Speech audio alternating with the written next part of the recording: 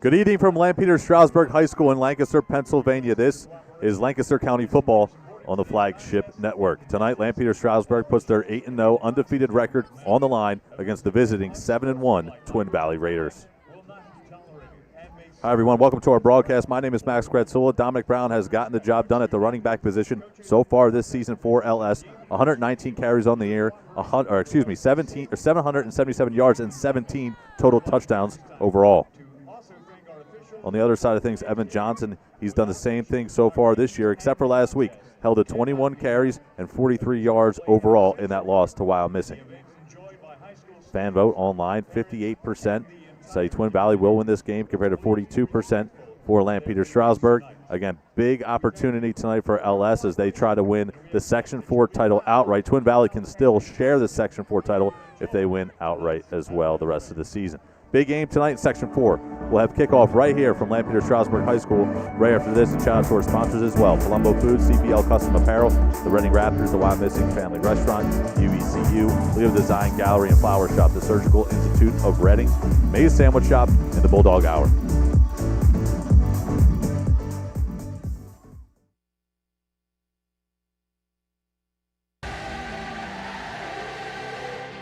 Wilson's upcoming slate of games. First game coming up this Saturday. The slammer takes He was much more serious than I expected. All right. Well, it wasn't an invite, you invited yourself. No, we were just like, hey, are we doing this? I'm like, yeah, sure, let's do this. Let's do it early this Wilson time. alum and Super Bowl champion Chad Henry. Thanks for having me, guys. For the time period you played in, there weren't a lot of losses to talk about when you were on the team. Oh man, yeah, we didn't lose often.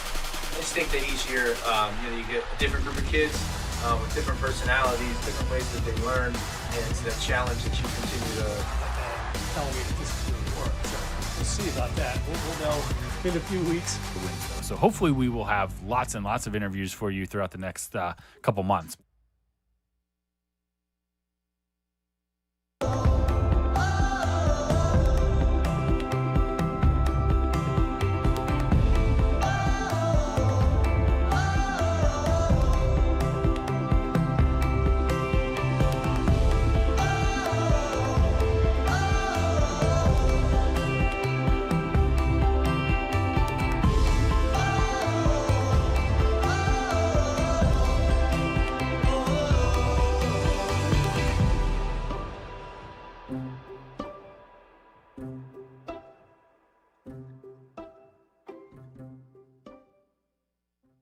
Welcome to the Wyomissing Restaurant and Bakery, where we have a range of options to suit any taste. We're a family-friendly establishment offering a welcoming atmosphere for any occasion or a casual outing. Join us for our weekday breakfast buffet from 7 to 10 a.m. or our weekday brunch buffet from 10 a.m. to 3 p.m. Want to bring the family out for a weekend brunch? Join us on Saturday and Sunday for our grand weekend brunch buffet from 8 a.m. to 3 p.m. The Wyomissing Restaurant and Bakery, located at 1245 Penn Avenue in Wyomissing. Did you know one of the nation's top surgical hospitals is right here in Berks County? At the Surgical Institute of Reading, our physicians take ownership of their patients' care. Our award-winning clinical teams have a vested interest in the quality care you receive. We use the latest state-of-the-art equipment to assist our surgeons in a wide variety of specialty areas. There is a better option for your care. Surgical Institute of Reading. Discover for yourself what sets us apart.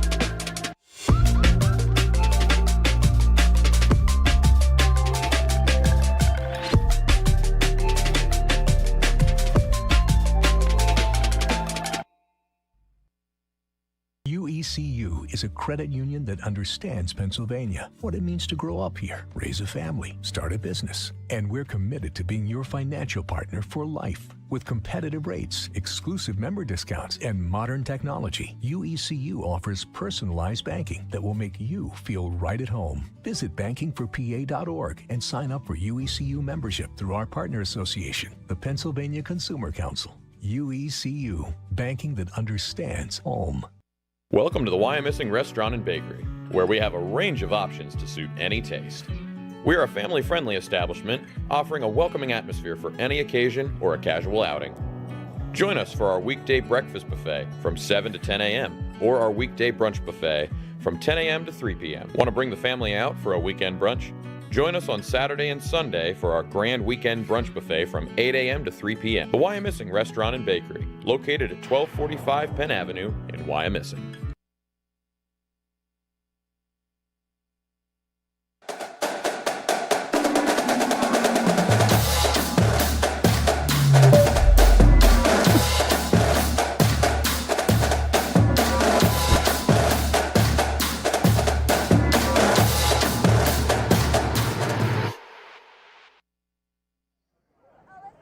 Welcome back, everyone. Big matchup here tonight in Section 4. LS has won the toss. They elected to receive, so we'll see Caleb House and company out on the field first. Pioneers wearing their black jerseys with the blue helmets tonight.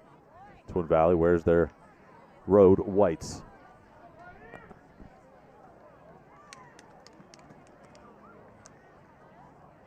Twin Valley coming off a 34-24 loss last week against Wyomissing on senior night.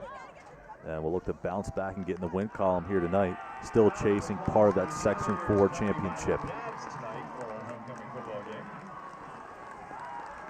Sun officially set here in Lancaster, Pennsylvania. And last time we were here, LS had a massive victory as they have mercy ruled every Section 4 opponent they have faced so far this season. Tonight, we expect a different story. Again, Max Gretzel on the call with you guys. So happy you can join us as we near the end of this 2024 regular season. Still a lot to be determined, however. Number 26, Cole Lopez. And number 2, Ethan Cunningham.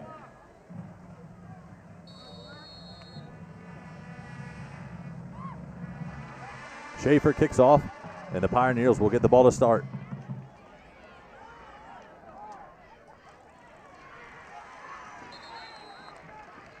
Pioneers will start their drive at the 15-yard line. Stopped by number 27, Demarion Terry of the Raiders. So after a short return from Lopez, Caleb House and company will go to work for their first offensive possession of the game. From their 16. House has had a fantastic season at the quarterback position, not only as a thrower but as a runner as well. 68% completion percentage. He's thrown for over 1,000 yards so far here in 2024. First snap goes directly to him, and he takes it up the gut past the 20-yard line, and brought down just shy of the 25. Quarterback Caleb House takes the ball off the middle. He's stopped by number 9, Joey Buckley of Twin Valley. That's an 8-yard pickup for the Pioneers on first down, 2nd and 2. Brown gets the carry, and he's upended almost immediately. Ball pops out, and Twin Valley has possession of the football. And it looks like ball is picked up by Twin Valley. We have an injured player on the field.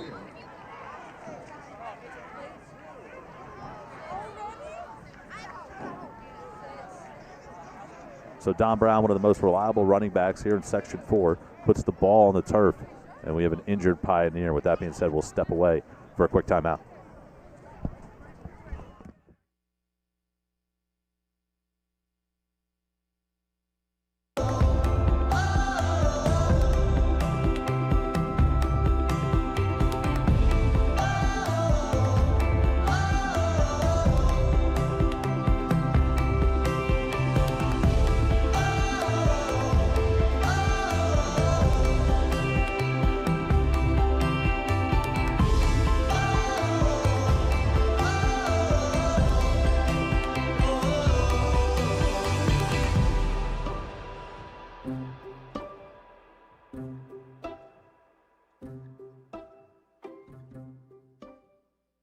Welcome to the Why I'm Missing Restaurant and Bakery, where we have a range of options to suit any taste.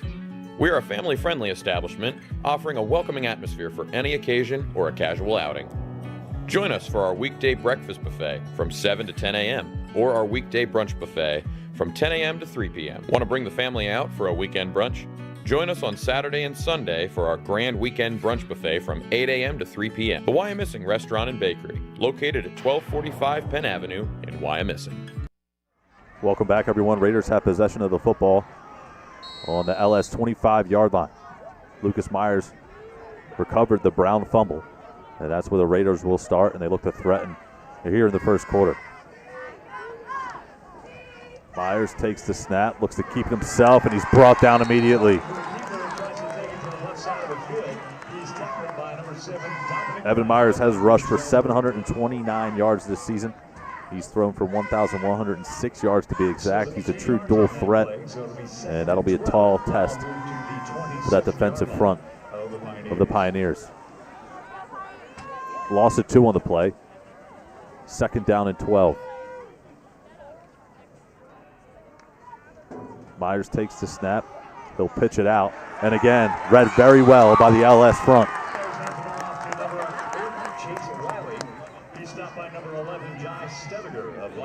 Chase Riley has his first carry of the game.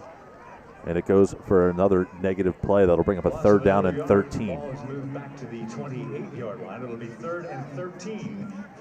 Raiders were blowing teams out of the water so far this season up until last week.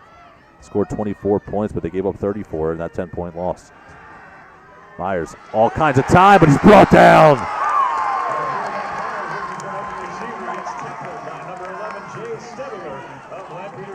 Jay Stayberger, his first sack of the game, and just like that, Twin Valley goes backwards on each play of that possession. It'll be a 4th down and 19. Lots going on, and we're just past 2 minutes gone by here in the first quarter. Twin Valley in no man's land on 4th down and 19. Myers clears the backfield. He'll take it himself. He'll work to the far sideline, and he's brought down, knocked out of bounds around the 25-yard line.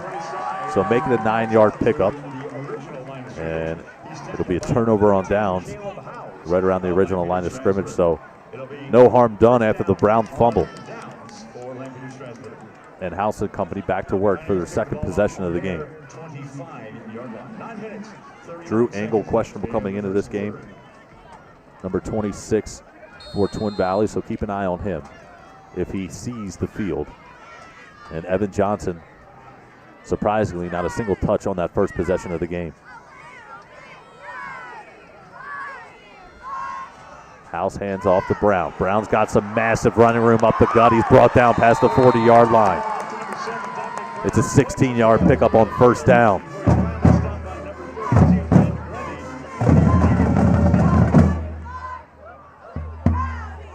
Pioneers work quickly. House takes the snap. Again, it's Brown. He's met immediately in the backfield this time, tackled awkwardly. And he's slow to get up.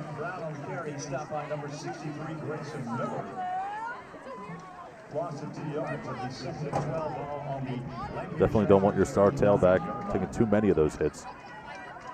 And it brings up a 2nd down and 12 from the 39-yard line.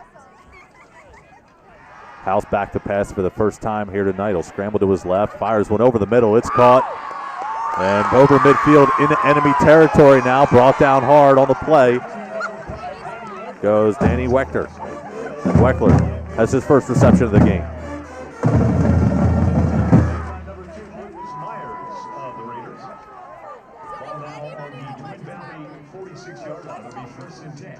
First down and 10 from the 46.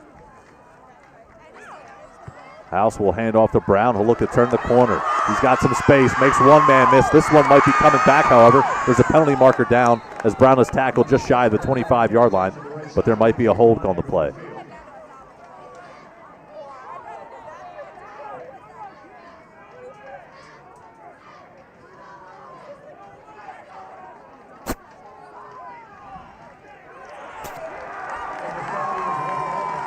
After discussion, Ted Thompson, the head official, picks up the flag, and the run will stand for Dominic Brown.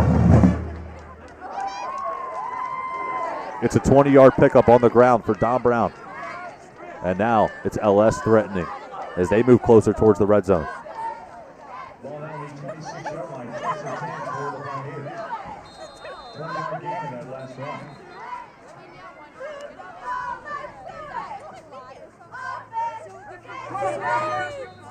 Play clock reset.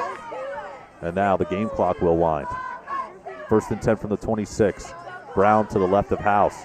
And now it's a direct snap to House. He's met at the line, but then creates some space. Turns the corner, finds some running room, and finds the end zone. LS strikes first.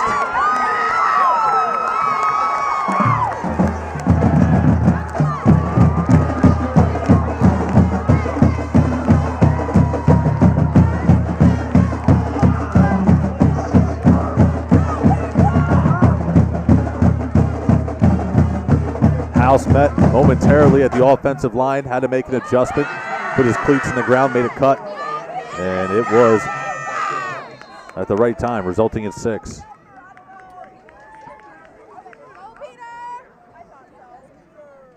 Fiorello on for the extra point, and it's good. Fiorello is a perfect 41 of 41 on the season in extra points. And the Pioneers go up 7-0. Twin Valley will get the ball back after a short break.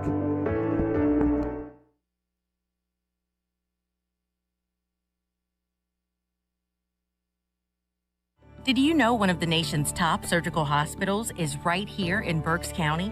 At the Surgical Institute of Reading, our physicians take ownership of their patients' care. Our award-winning clinical teams have a vested interest in the quality care you receive. We use the latest state-of-the-art equipment to assist our surgeons in a wide variety of specialty areas.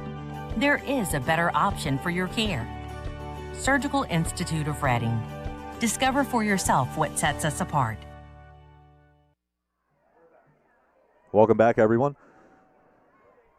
Twin Valley looks to answer LS with one of their own touchdowns here on this next drive. And one thing I will say about Twin Valley is they're not used to playing from behind, but the last 2 weeks they have given up points before they have scored. And that's a rare air for the Raiders here in 2024.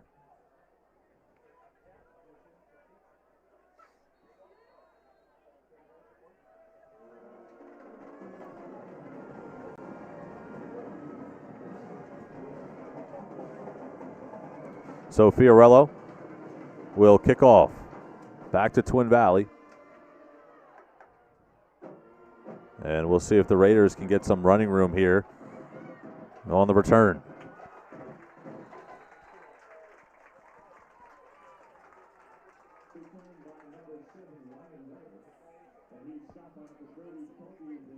Ryan Lampeter on the return. Gets the ball to the 30-yard line exactly. So that's where Evan Myers and the Raider offense will start the second possession of the game. Riley to the left of Myers here on 1st and 10 from the 30.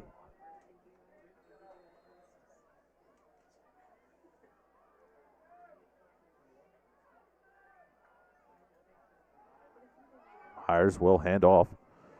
And not much doing that time on first down. Ben Grundy gets the carry. That's his first of the game, so we'll be calling multiple names, it looks like, in the backfield for Twin Valley here tonight.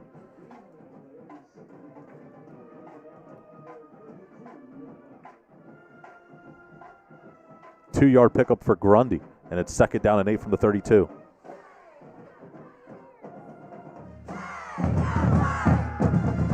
Myers rolls out. He wants a deep shot. Grundy, it's incomplete, and there's no penalty markers down on the field.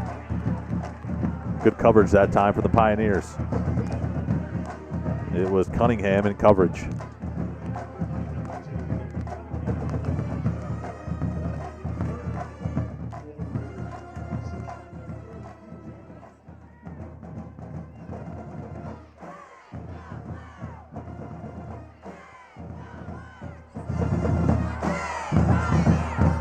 So after a long incompletion, it brings up a 3rd down and 8 from the 32. Under 8 to play in the first quarter. Raiders trying to extend their drive and keep their defense off the field. Screen pass is on. And Riley gets upended around the 32-yard line. So no gain. And just like that, the Raiders will have to punt 4th down.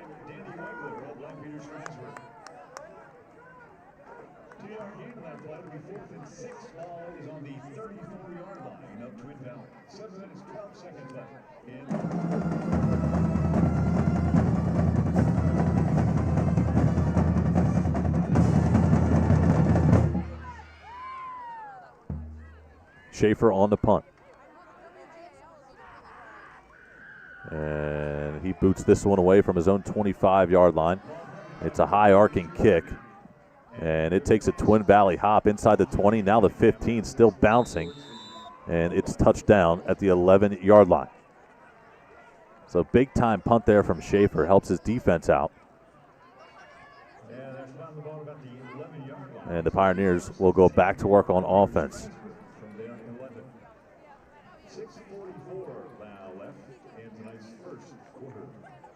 Pioneers are off to their best start since winning their first 9 games in the COVID season of 2020.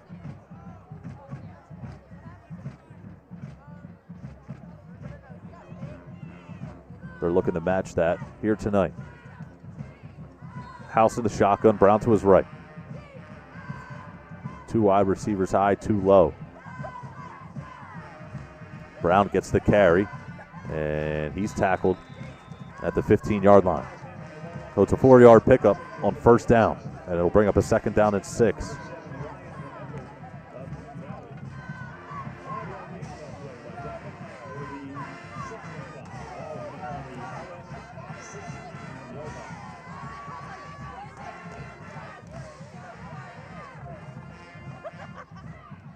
House scrambles to his right. Makes a man miss, clears some space for himself, makes a man miss again, loses the football, and the Raiders fall on it. Unbelievable.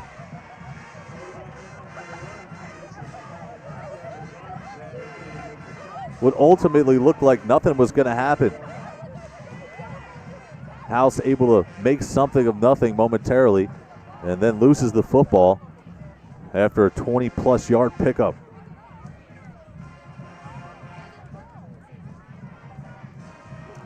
So the Pioneers turn the ball over for the 2nd time here tonight in the 1st quarter. And after the Raiders failed to convert after the first turnover, we'll try to convert into points here on this possession.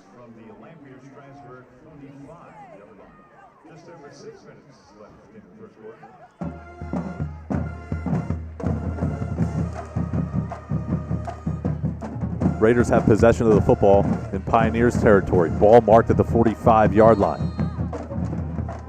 It was a 21-yard rush before the fumble for House. Myers back to pass, and that was intercepted! Turnovers on back-to-back plays. It's Cunningham.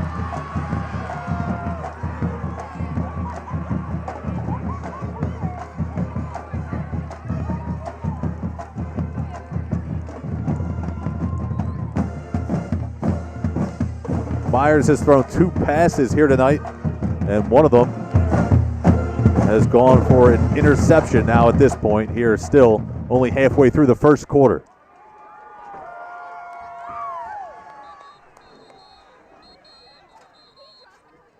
We have a whistle and a stoppage.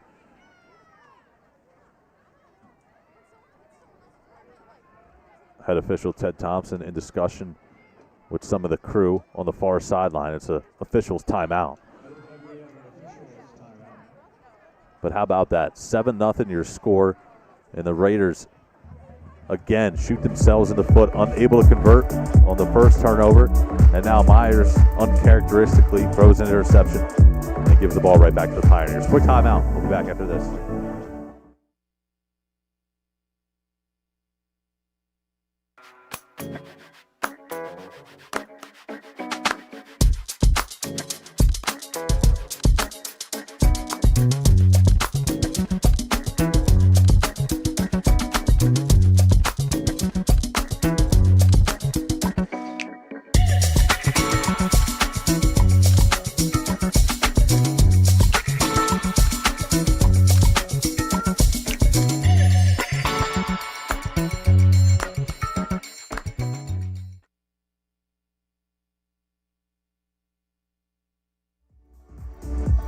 So far tonight, the storyline has been Stars making mistakes.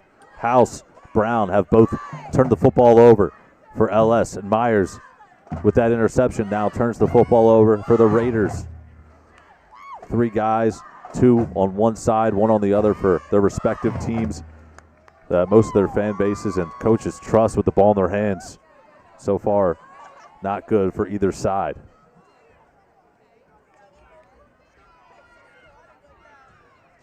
Ball's marked at the 44-yard line, 1st down and 10 for the Pioneers. House will look to redeem himself after the fumble on the last possession. Brown to his right. House back to pass. Steps up in the pocket and looks to escape, and he'll throw this one away. He's got 3 white jerseys in pursuit.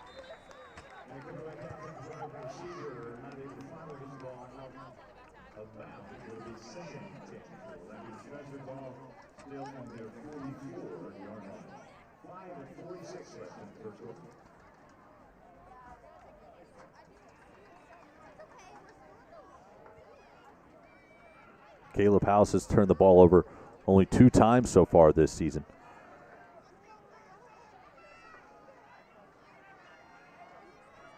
Second down and 10 from the 44.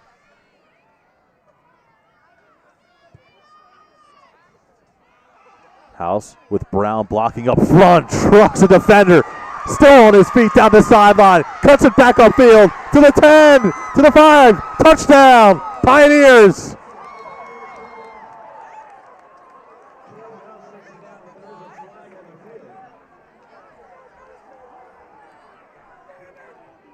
That play was all started by Dominic Brown, the lead blocker.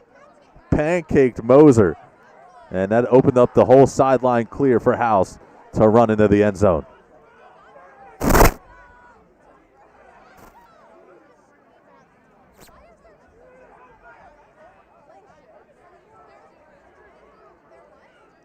Ted Thompson in discussion with a couple of his officials.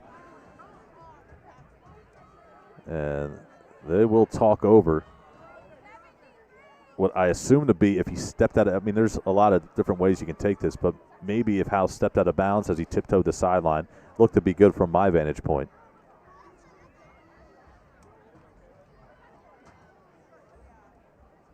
So if this call stands, it'll be the 2nd rushing touchdown tonight for House.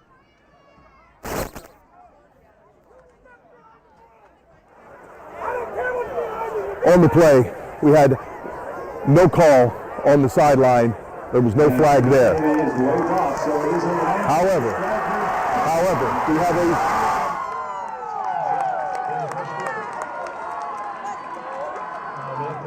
that penalty would carry over to the kickoff unless they want it on this.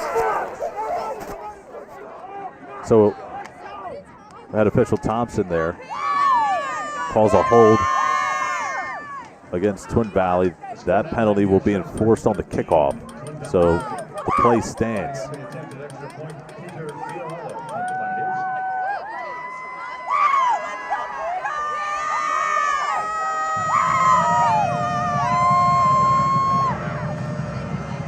Officially goes down as a 56-yard rushing touchdown for House, and Fiorello boots the extra point through. 14-0 your score. Twin Valley trying to get things together on offense when we come back.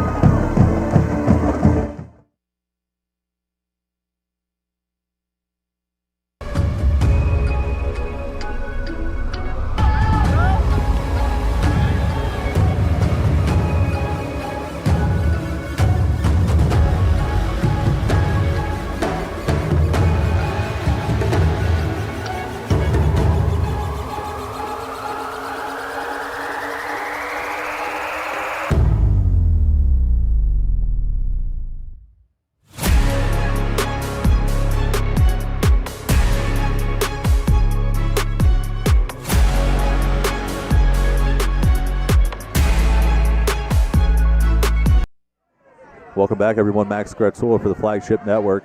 Fiorello will boot things back to Twin Valley.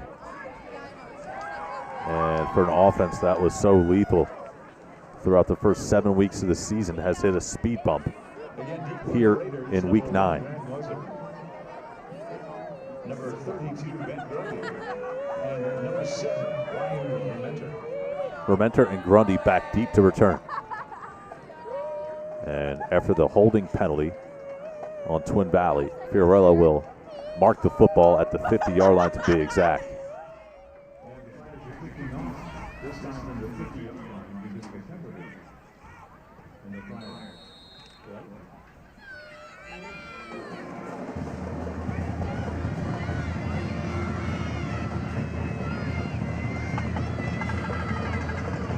With those 2 touchdowns tonight for Caleb House, he now has 13 total on the season, as that ball is booted through the end zone.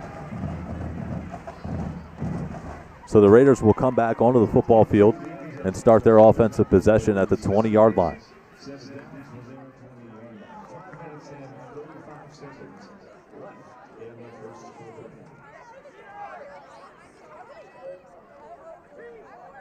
I got to go on the field pregame and watch Myers and the Raiders offense warm up, and Myers was throwing the ball all over the place. The ball looked crisp, it looked accurate. Deep balls, out routes, balls over the middle, everything looked solid. But it's hard to tell that in warm-ups. There's no tight windows when it comes to that as Myers carries. And there's not much doing there on 1st and 10.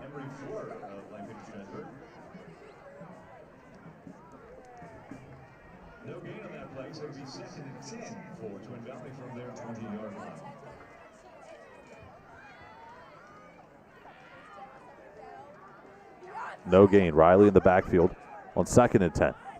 Myers back to pass. Screens one out, and it's incomplete. Matthew Knight tried to run with the football before he caught it. It went in and out of his hands. 3rd down and 10 from the 20-yard line.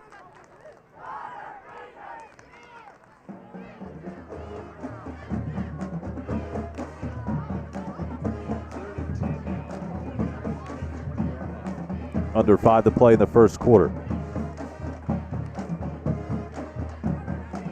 Myers with a lot of pressure on his back here on 3rd down and 10. Riley, pre-snap motion. Myers will scramble out and he'll throw one. Deep down the field, it's incomplete, looking for Grundy. Tough pass there as Myers threw across his body. He's talented enough to do so. Trying to give his wide receiver Grundy a shot at it, or at least draw a penalty at that, but nothing doing there. Another 3 and out for this Raiders offense. It's 4th down and 10, and they'll have to punt again.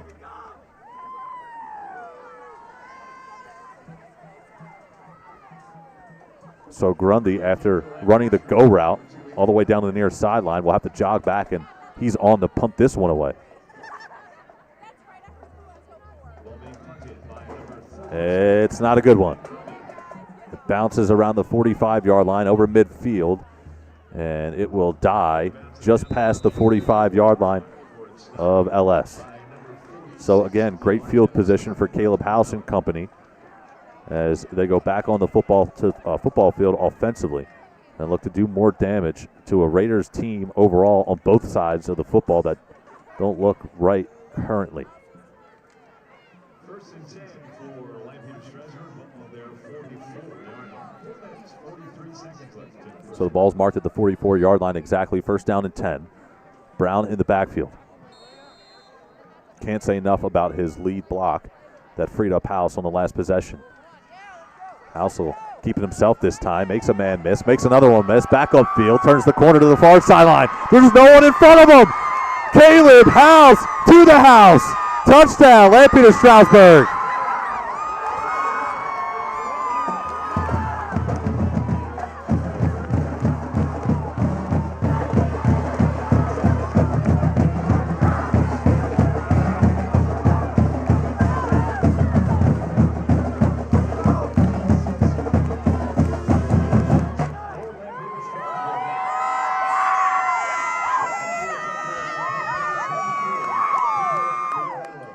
Fiorello on for the extra point.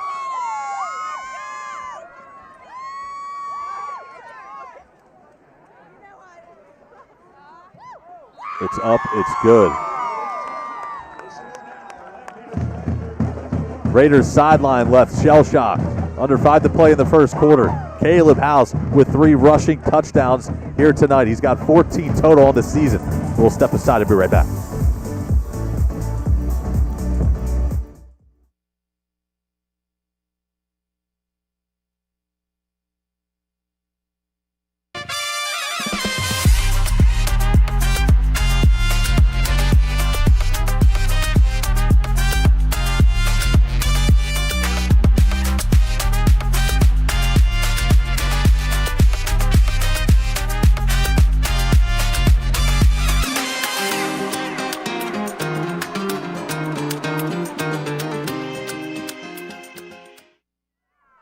Caleb House with back-to-back rushes of 56 yards, both resulting in touchdowns.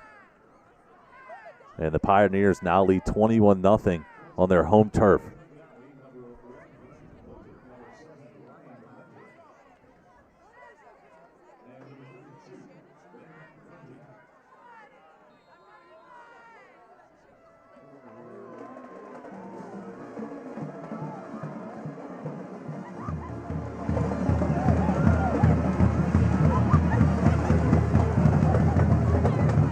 Fiorillo boots this one away. Grundy back to return. He fields it at the 2-yard line and trying to get his offense going as he's upended and brought down at the 15. Everything working so far for LS. All phases of the game.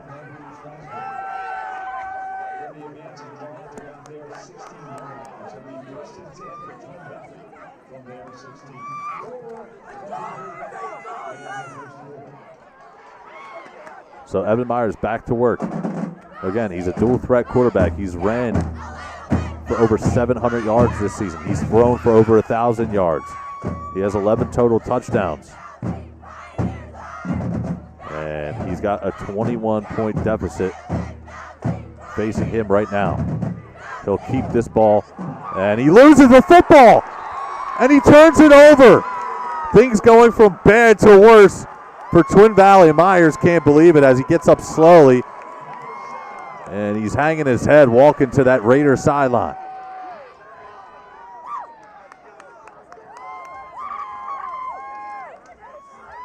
The reads right now just aren't there for Myers.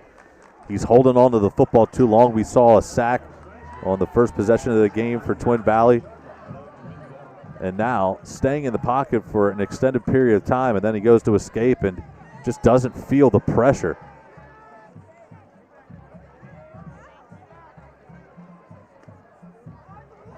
So the Pioneers with excellent field position now, 1st and 10 for the Twin Valley 19. House will hand off to Brown. Brown's got a head of steam as he tries to turn the corner.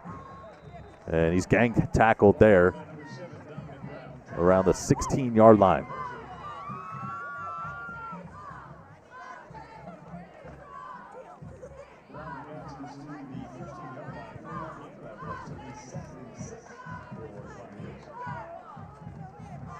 Bring up a 2nd down and medium from the 15. House direct snap. Trying to find some running room, stays patient. That's what he's been doing so far all game long. And he's brought down inside the 10-yard line. That'll be good for a 1st down for the Pioneers. It'll bring up a goal to go.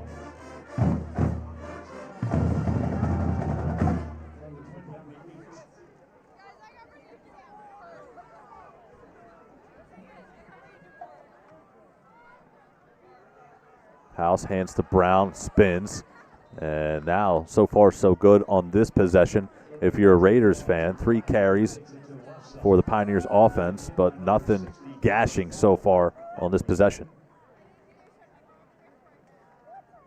Bring up a 2nd down and goal from the 8-yard line.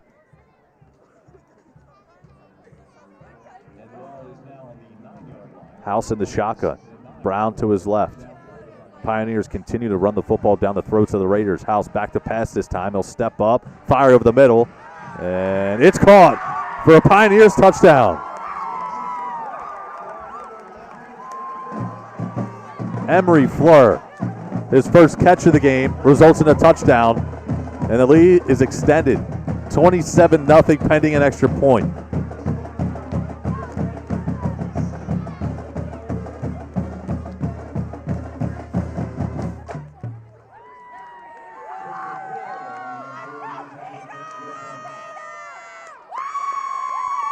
Fiorello on.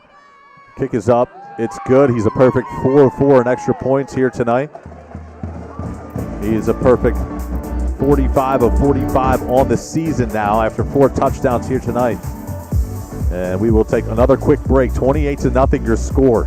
Twin Valley again back on offense after this.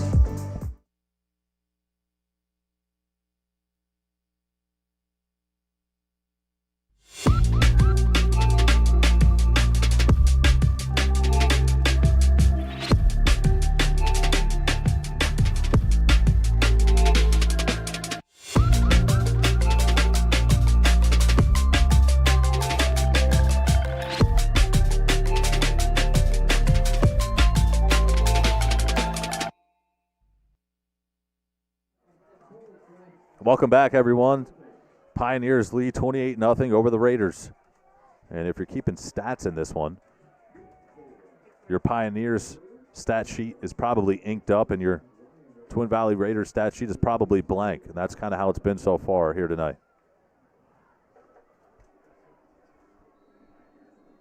So Fiorillo set to kick off. And the ball will go back to the Raiders. Grundy back to return.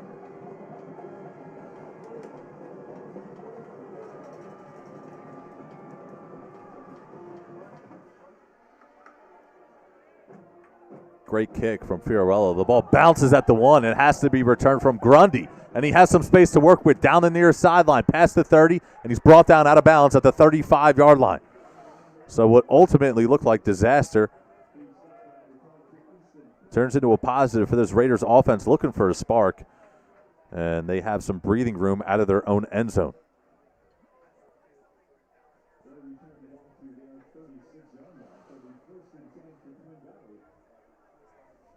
Ball marked exactly at the 36-yard line, so it'll be first down and 10.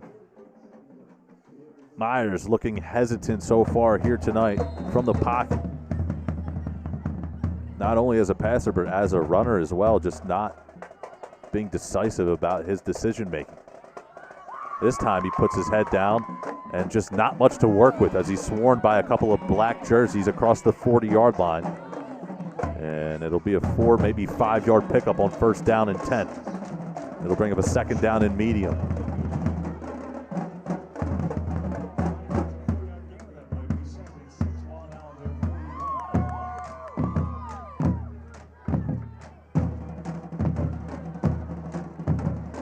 Empty backfield for Myers on second down and 6. Grundy goes in motion. He'll get the carry. And he can't find any running room as he's brought down immediately in the backfield. It'll be a loss of 1, maybe 2 on the play. It'll bring up a third down and long now. If the pressure wasn't already mounting, it certainly is now. Down 28-0. Still only the first quarter. We're under 2 to play at that.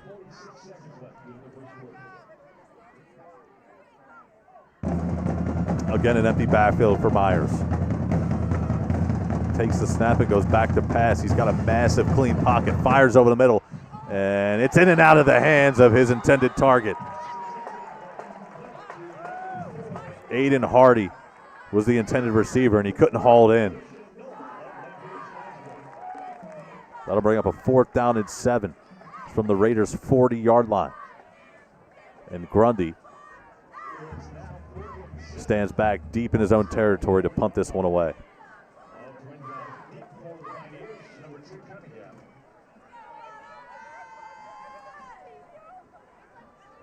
Poor punt on his last attempt. We'll see if he can change that here. And this one isn't much better as it bounces around the 32-yard line and goes out of bounds.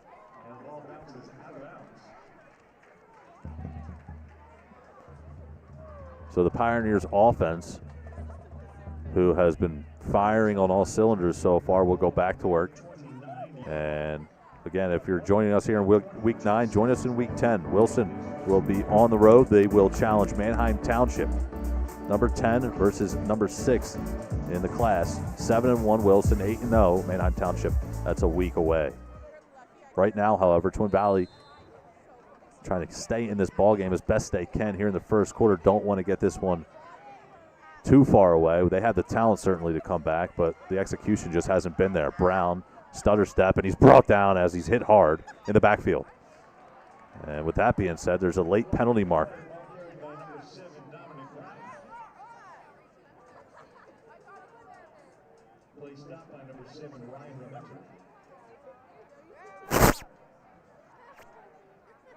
It's going to be a 10-yard penalty on the Pioneers for holding. On the offense, 10-yard penalty. Repeat first down.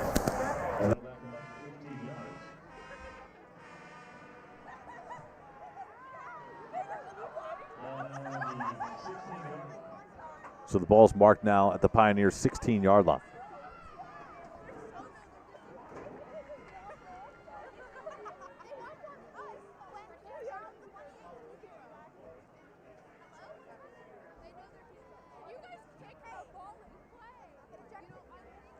And we have another stoppage.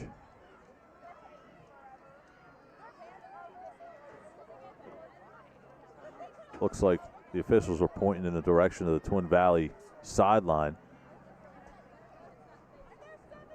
looking to make a decision, and now the ball will be remarked at the 18-yard line to be exact. So that's where this drive will continue. And Brown gets the carry. And it's House now scrambling. My apologies. That faked me out, as well as the defense, as the Pioneers pull off a perfect play-action pass. And it's complete on the far sideline.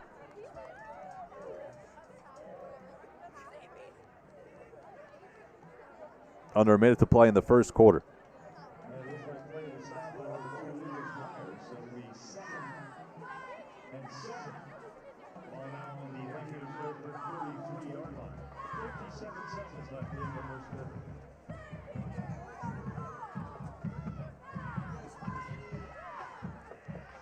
House back to pass again. And this time he's brought down. So the Twin Valley defense flexing some muscle after giving up the first down. Or at least a long completion. And exactly now a third down.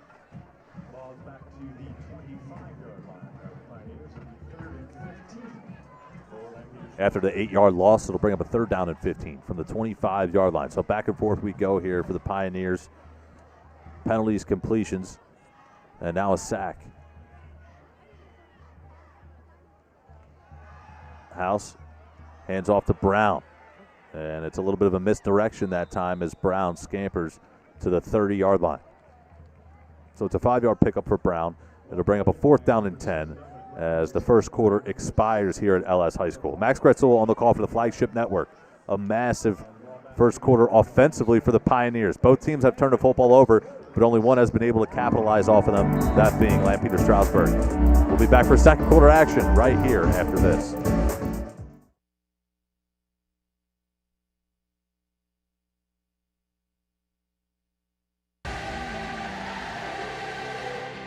Wilson's upcoming slate of games.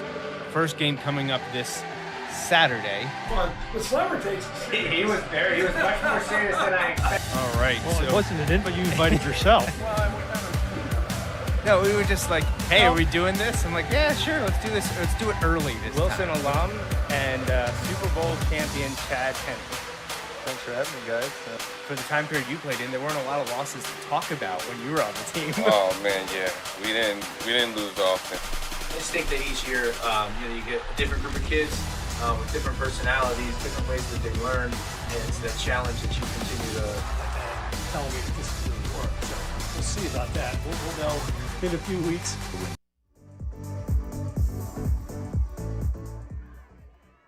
Welcome back, everyone. Second quarter action starts now from LS High School. Fiorella will be back to punt this one away for the first time here tonight. 28-0 your score. It was a shocking first quarter of action if you've been following these teams all season long. Grundy back to return. And the punt is away. It's not Fiorella's best, but it takes a friendly bounce deeper in the Twin Valley territory. and it's touchdown at the 32-yard line exactly. So the Raiders offense will head back onto the football field. Evan Myers tonight with 2 carries for 4 yards.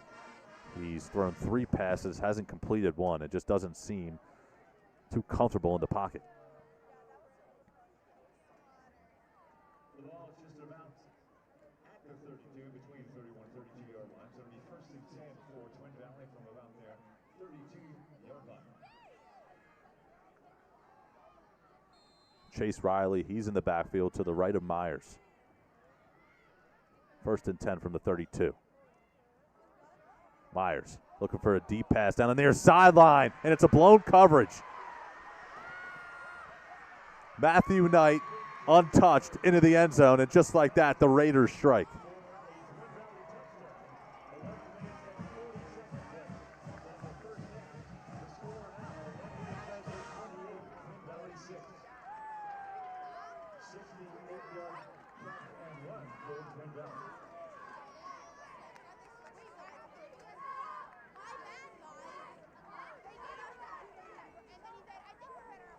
Chunk plays have told the story tonight.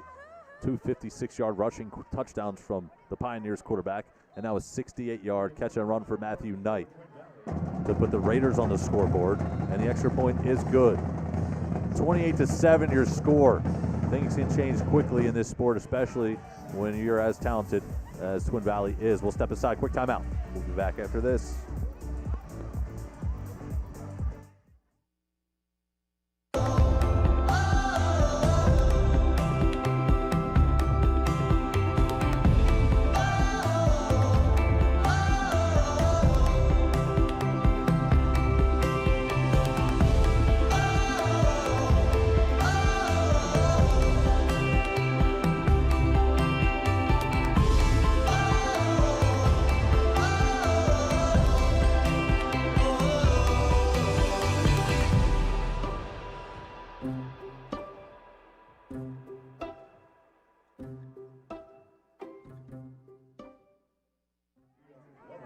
Welcome back, everyone. Nick Schaefer set to kick off back to the Pioneers, who have given up their first touchdown here tonight. It's a big one. It goes for 68 yards. Matthew Knight able to catch that one after the blown coverage, of the Pioneers, and went for 6. So after Myers was 0 for 3 from a passing standpoint, he's now 1 of 4 for 68 yards. How about that? Things can change quickly, as I stated before the break. And it's a pretty solid return this time for Lampeter Strasburg. Isaiah Wilson on the return. And he sets up some breathing room for his quarterback, Caleb House, who's back onto the football field. House with 3 rushing touchdowns, 1 passing touchdown here tonight.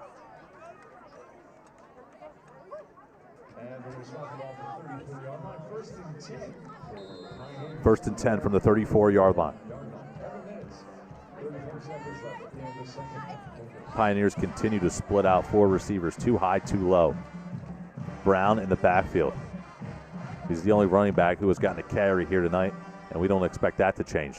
This time, House calls his own number. He's past the 40-yard line, still on his feet, and he's brought down at the 44. So he's brought down right around the marker. We'll see if they give him a first down, and they do, move the chains.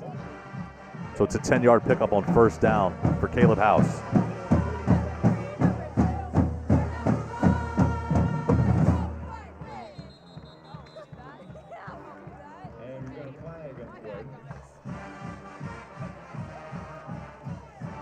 Offense, 5-yard penalty, still first down.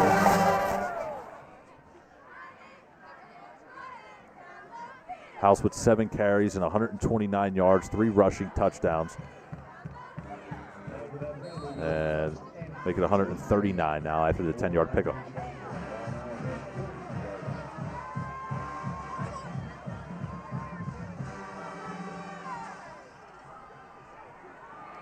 Brown has some healthy space up the gut. He's over midfield, and he's tackled at the 46-yard line of Twin Valley. It's a 14-yard pickup for Dominic Brown. That's his 6th carry of the night.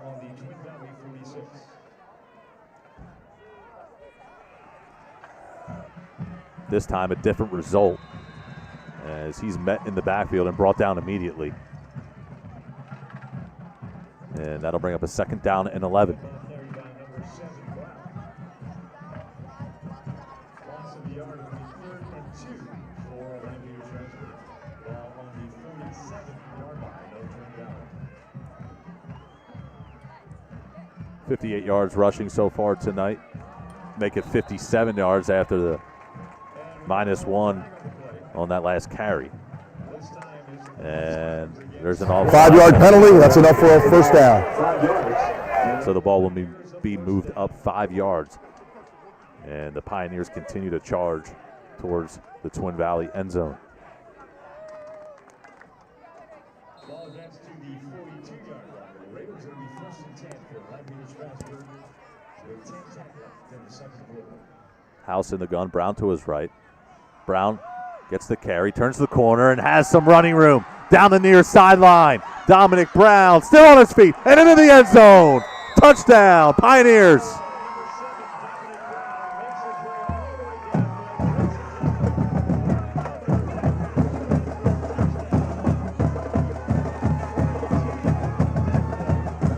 It's a 42-yard rushing touchdown for Dominic Brown.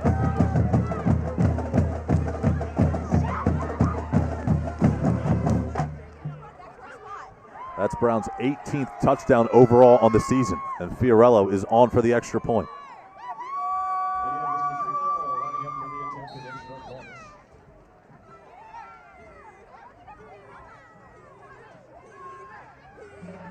The kick is up, and it's good. Fiorello remains perfect on extra points this season. And with that being said, it's now 35-7. Lampeter Strasburg leads. 9:57 to play in the second quarter. We'll be back after this.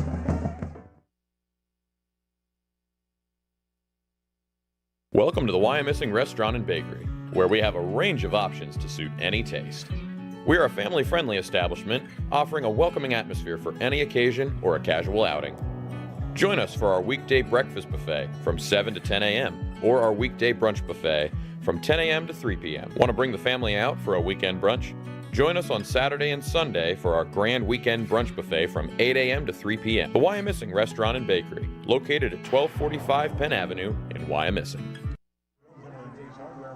Welcome back, everyone. Lots of scoring so far here tonight. A little over a quarter of play so far. And one heavily favoring the Pioneers as they lead 35-7. Fiorello set to kick off, and Twin Valley will get the ball back.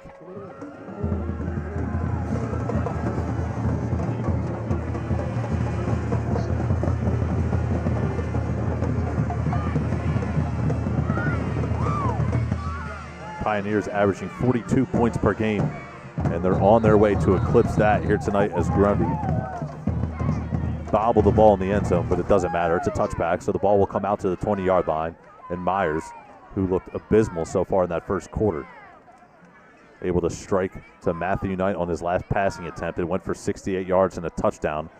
We'll see if he can rekindle some sort of spark with Knight and the rest of his offense on this possession.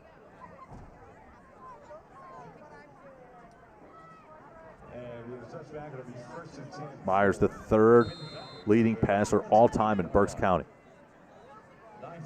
And with that 68-yard catch and run from Knight, he moves up to second all-time. Passes Chris Bukowski.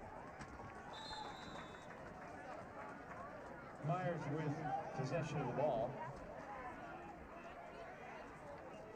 Myers carries on 1st and 10. He picks up a yard, maybe 2 on the play. And it brings up a 2nd down and 8 from the 22-yard line.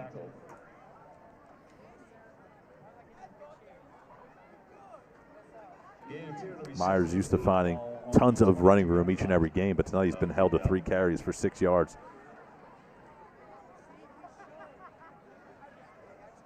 Grundy in motion. He's in the slot, top of the screen. And we have a whistle and a Twin Valley timeout. So we'll keep things here. 35-7 is your score. Lots of surprising things happening on the football field here tonight. Again, it was a 34-24 loss last week on senior night for Twin Valley.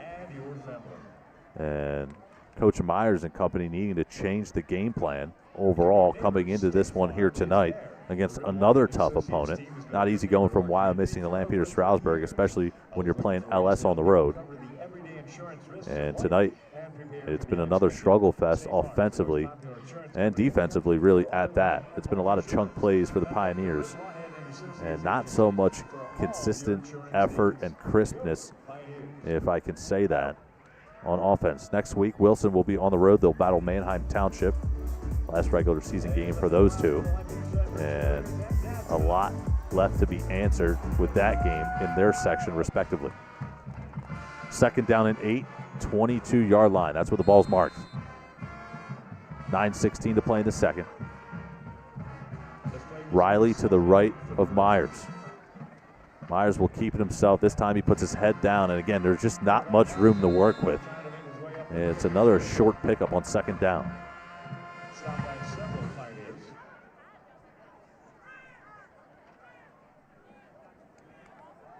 Four-yard pickup there for Myers on the carry. It brings up a third down and 4. Third and 4 now. Ball is on the 26-yard line of Twin Valley.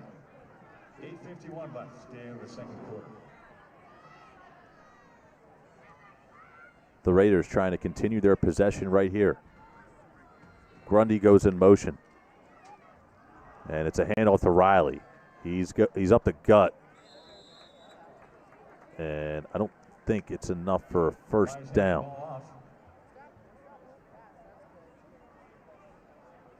To number 8, I believe, Chase Riley.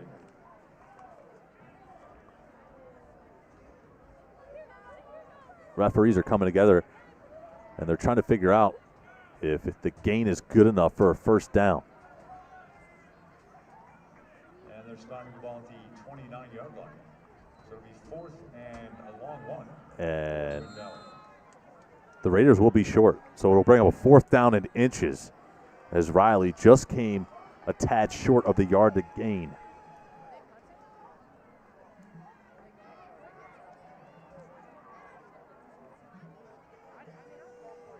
So fourth down from the 29-yard line. Myers will keep it himself. He charges up the gut, and he should have enough for the first down. And indeed he does. So the Raiders move the chains. First down for Twin Valley. They advance the ball to the 32-yard line. So it'll be first and 10 for the Raiders from their 32-yard line. Ball's marked at the 32-yard line. First down and 10. That's a big pickup on fourth down, to say the least. Myers will keep it himself. Another one as he scrambles out. Knight again. This time it goes incomplete down on the near sideline. And shades of what we saw earlier in this game. Only this time the Pioneers read it well. Cunningham in the pocket, step for step with Knight. And it'll bring up a second down and 10. Myers trying to take a shot and jumpstart this offense.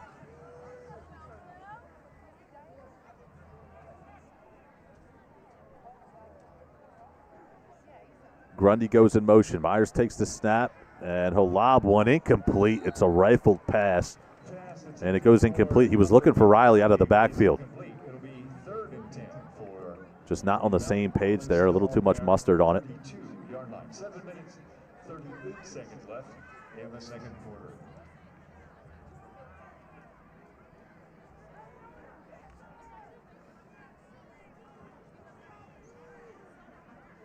So that'll bring a third down and 10 upcoming now for this Raiders offense. Ball's marked at the 32. Back-to-back incomplete passes for Evan Myers. This will be his third straight passing attempt, and it's caught over the middle. And brought down there is Hardy. Again, Hardy had an incomplete deep pass over the middle earlier in this game. This time, he's able to haul this one in and go into enemy territory. Ball's marked at the 45, and the Raiders want to work quickly. Myers will keep it himself, go deep. He's got Knight. He's freed up, and he makes the catch down the near sideline, and he's brought down inside the 5-yard line.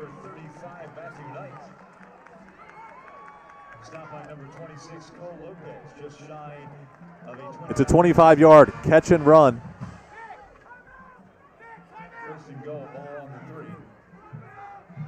First and goal. And we have a pre-snap whistle.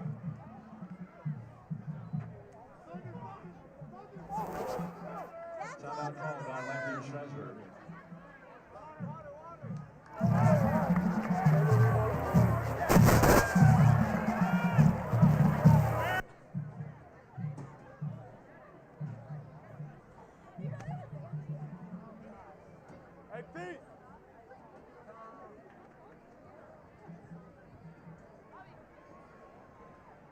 Lampeter Strasburg's corporate partnership program offers exposure to. There's a timeout on the field. First down and goal from the 3-yard line. After the 27-yard, catch and run from Knight. Yet again, another opportunity for the Raiders to not only score a touchdown, but more importantly, stay in this football game as they trail 35-7. Representatives of the Pioneers.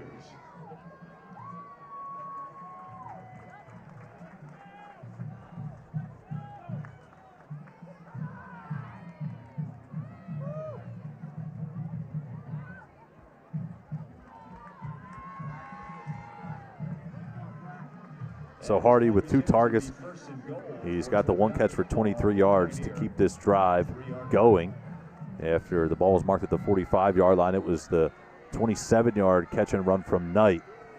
And now, first down and goal.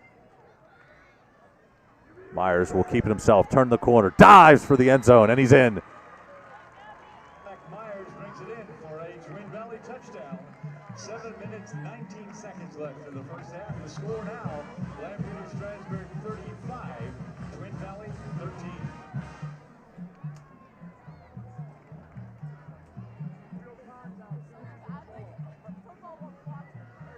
Number 17, Schaefer. Myers has 6 carries for 16 yards. And after that 3-yard rush for a touchdown, the Raiders move closer within striking distance. 35-14 now your score. And the Twin Valley defense now will be tested when we come back after this.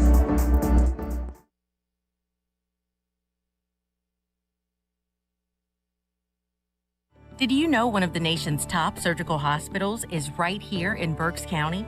At the Surgical Institute of Reading, our physicians take ownership of their patients' care. Our award-winning clinical teams have a vested interest in the quality care you receive. We use the latest state-of-the-art equipment to assist our surgeons in a wide variety of specialty areas. There is a better option for your care. Surgical Institute of Reading. Discover for yourself what sets us apart.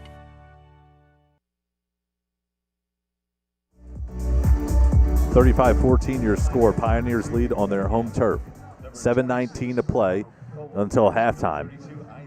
And Evan Myers is credited with the 3-yard rushing touchdown to put more points on the board for Twin Valley as they look to make a massive comeback. Again, at 1-point trail, 28-0 earlier in this game. Schaefer kicks off. And the Pioneers will go back on offense after this return. And it's a pretty solid pickup. And Cole Lopez brings the football past the 30-yard line, and it'll be marked at the 33 to be exact. So far, so good, generally speaking, for these return teams, whether it be in the punting game or just a general kickoff. But we haven't seen too many possessions tonight from either side starting crazy deep in their own territory. This one will start from the 33 for the Pioneers. House in the shotgun, takes a snap, and he'll try the far sideline, turns the corner, down the sideline, still on his feet. Cuts it back upfield, inside the 20, now 15, multiple white jerseys in pursuit. It's not going to matter.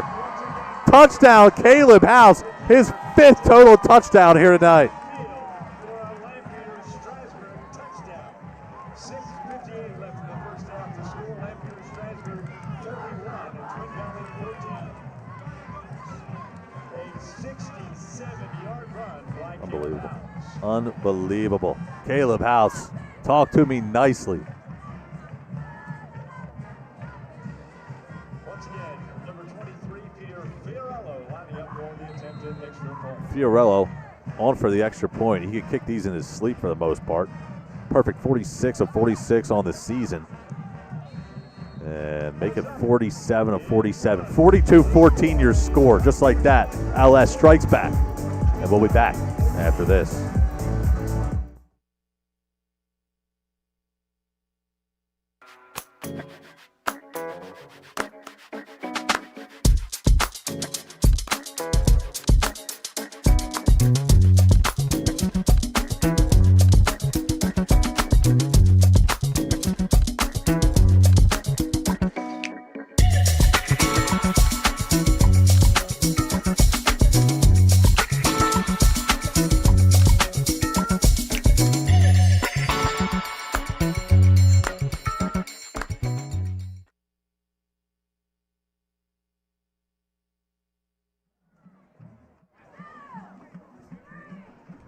Welcome back, everyone. 42-14 your score.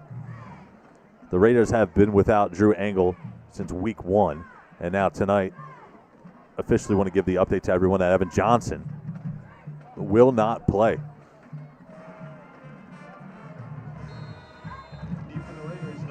So it's next man up mentality for this Raiders team. Again, still lots of star power on offense and defense. But with Johnson being out at the running back position, and not only that, the defensive back position as well. He plays a great corner. So he's severely missed tonight for this Twin Valley team. Moser on the return. And after LS has a solid return to the 33, this one will be marked at the 38 to be exact. So both teams, again, strong in the return game. But unfortunately for Twin Valley, just giving up too many points here. 6:52 to play. And the Pioneers have only punted once tonight. 35-yard line, so it'll be first and 10 for Twin Valley from their 35. 6:52 left on the Both quarters, however, so far have been action-packed, and we expect nothing less as Myers goes back to work at the quarterback position. Riley, again, the third-string running back, is to his right. Myers puts his foot in the ground and has a short pickup. Make it a yard to be exact. It'll bring up a second down and 9. 1 yard gain of that play, so it'll be second and 9. Ball is now on the Twin Valley 36-yard line. Ball's marked at the 36. Myers back to pass, has a clean pocket, finds Knight. And he's got a Twin Valley first down as he's brought down at the 47-yard line. He gets stopped by number 26, Lopez of Lampeter, Strasburg. That does give Twin Valley a first down. Ball is now on the 48-yard line of the Raiders.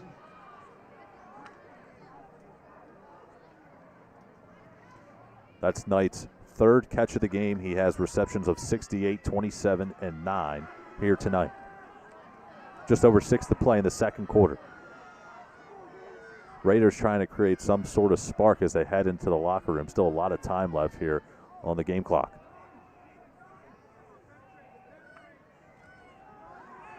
Myers calls his own number, puts his head down, and he's hit hard after a pickup of 1.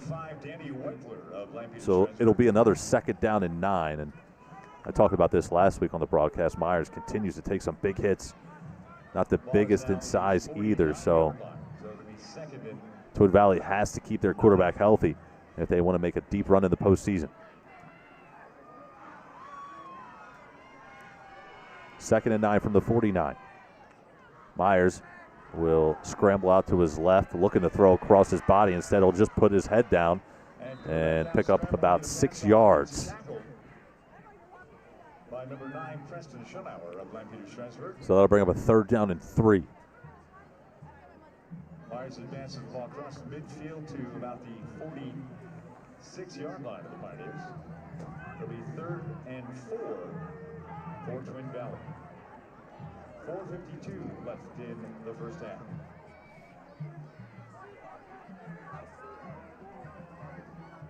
Grundy in motion, bottom of your screen.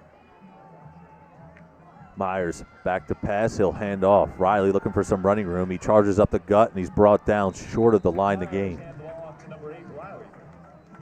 So it's a 3-yard pickup for Riley. And again, the Raiders face a 4th down and short. That makes it 4th and 1 for Twin Valley. Ball is on the 43-yard line of Lampeter Strasburg. So the last time the Raiders went for it on 4th down and inches, it was Myers up the gut. He picked up 3 on the play and extended the Twin Valley drive, which ultimately resulted in a 3-yard rushing touchdown, I should say, for Evan Myers. And we have a timeout on the field. 42-14 your score, just over 4 minutes to play in the second quarter.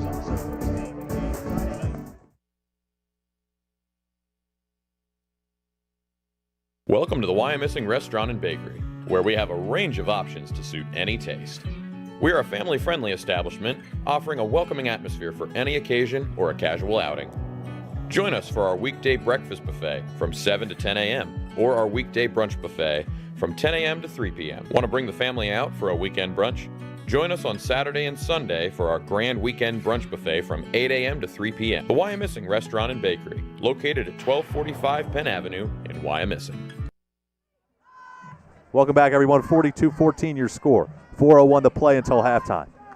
Raiders with a big 4th down and short upcoming. Make it 1 yard to be exact they'll need in order to keep this drive going. Myers has carried the ball 9 times, but still waiting for that explosive rush from number 10. He'll keep it himself. And I don't think he got it. It's a big-time stop up front, to say the least, for this Pioneers defense. And the Raiders turn the football over on downs. Play stop by number 8, Emery Fleur of Lampeter Strasburg.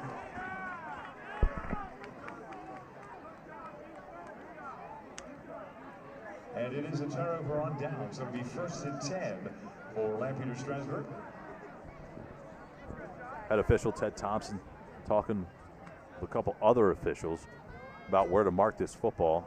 It seemed to the naked eye that he was short of the line to gain.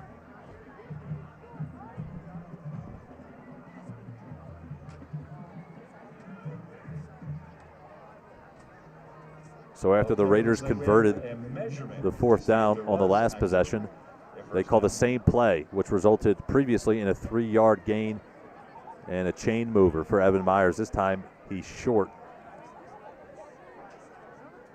And now the chains are being brought out for a measurement, and I don't really think that was even needed. The ball is not advanced far enough for the 1st down. So it'll be a turnover on downs. The Pioneers pick up the So officially, after an extra 30 seconds goes by, which may or may not have been needed, everybody has their own opinion on that, the Pioneers' drive will begin on their own 42.5-yard line, it seems. 1st and 10 for Lampeter Strasburg. Ball on their 43-yard line. 3 minutes, 56 seconds left. Caleb House tonight with 4 rushing touchdowns. And Brown will get the carry, makes one man miss, cuts it back upfield, past the 50, spins in no man's land, and he's brought down around the 40-yard line.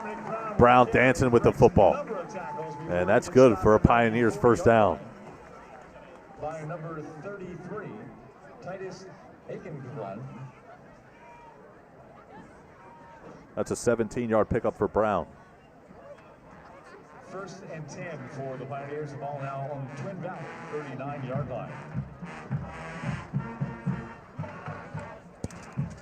Brown again continues to slither past white jerseys, and he's still on his feet as he plows his way inside of the 30-yard line. A little flex for his teammates after that play. Another 1st down for Lampeter Strasburg. So the Pioneers move the chains yet again. And the ball's marked at the 28-yard line to be exact. It's an 11-yard pickup for Don Brown. 3:35 left in the 1st half. House will give it to him yet again, and why not? Brown looking for some running room, stays patient, And we have a penalty marker down in the backfield after the play. There is a flag on the field. And we got a holding penalty called against Lampeter Strasburg.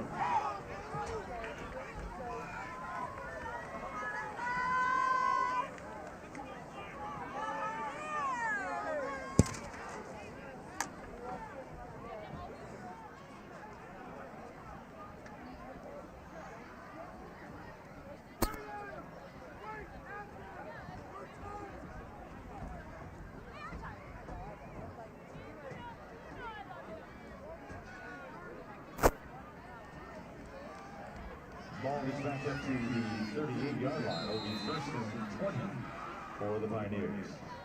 First down and 20. The 38-yard line. House back to pass will fire one over the middle. And it's another solid pickup. As Fleur, who caught a touchdown pass earlier in the game,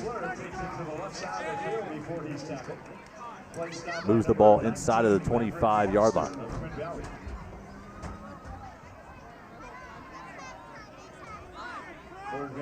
17-yard catch and run for Fleur. On the 21-yard line.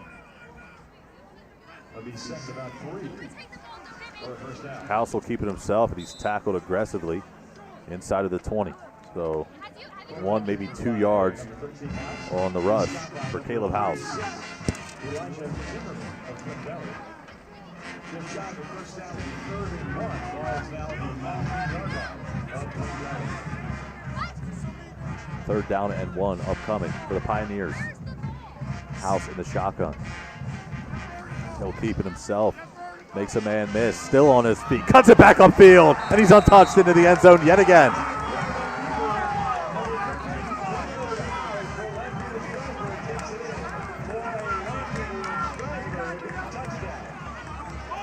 It's a 19-yard rushing touchdown for Caleb House, and he continues to pile up the stat sheet for the Pioneers. Quarterback House with a 19-yard run for that touchdown. Now the attempted extra point by Mr. Fiorello. They got nothing! Fiorello on for the extra point.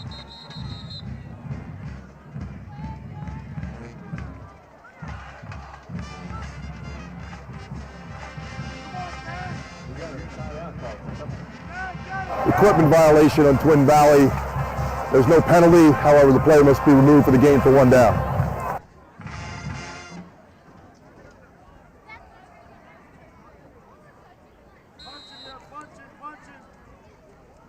Fiorello's extra point is up and good. It's good. The score, Lampeter Strasburg 49. Fiorello remains perfect, and the Lampeter Strasburg team continues to put points up on the board in bunches. 49-14 your score.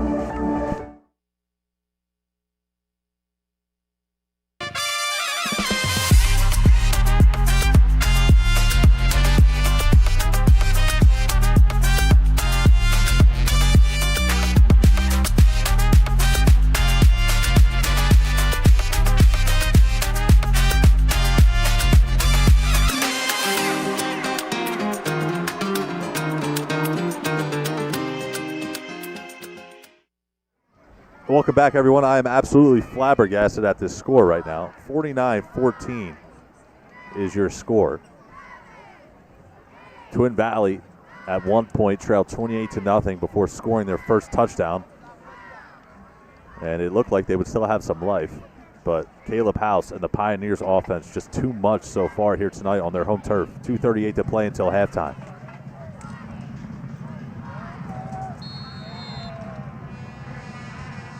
Fiorello, who continues to make extra point after extra point, has not missed one yet this season, will kick this ball back to the Twin Valley offense. Grundy is back to receive, and it's a pretty solid kick yet again for Fiorello as Grundy set to return this one inside his own 5-yard line, makes a couple of men miss, still on his feet, and he's eventually tackled at the 29-yard line. So that's where this drive will start for the Raiders offense, who has been stuck in quicksand when you look at the big picture here tonight. 2 minutes and 30 seconds left in the first half.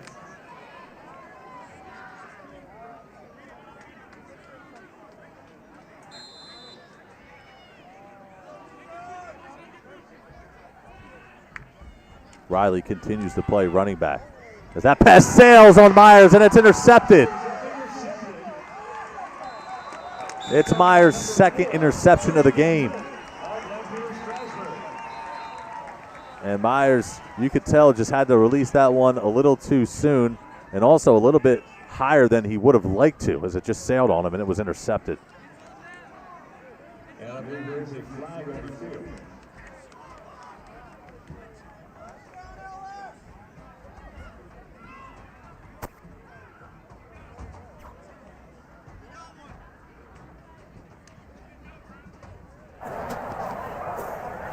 On the return of the interception, blocking the back here. 10-yard penalty, but still first down. So the Pioneers are called for an illegal block in the back after the interception, but the play will stand. And Myers is turned over for the second time here tonight.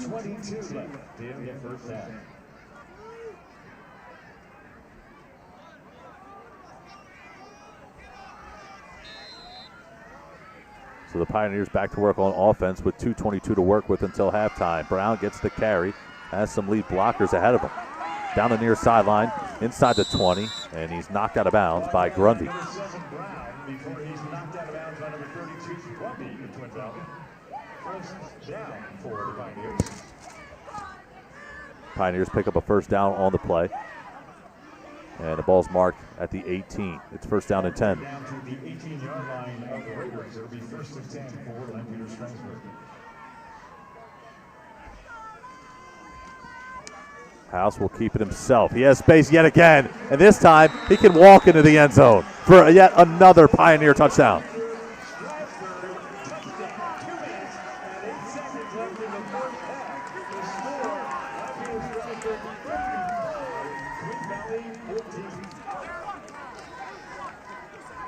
Back-to-back possessions for the Pioneers. They score at the hands of Caleb House. 1 for 19 yards, and this one an 18-yard scamper. Fiorello on for the extra point yet again.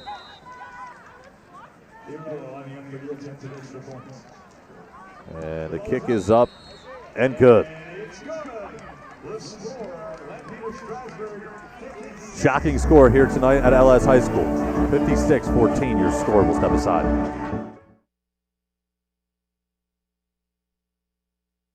Did you know one of the nation's top surgical hospitals is right here in Berks County? At the Surgical Institute of Reading, our physicians take ownership of their patients' care. Our award-winning clinical teams have a vested interest in the quality care you receive. We use the latest state-of-the-art equipment to assist our surgeons in a wide variety of specialty areas. There is a better option for your care. Surgical Institute of Reading. Discover for yourself what sets us apart. Welcome back, everyone. 56-14 your score, 2:08 to play until halftime. The Pioneers will kick the ball back to the Twin Valley Raiders, and it's a team tonight in Twin Valley that hit a bump in the road last week, and tonight they may have just driven off a cliff. 14 points to speak for in the first half of this football game. And maybe even a bigger story is giving up 56 points. They just don't have an answer for Caleb House.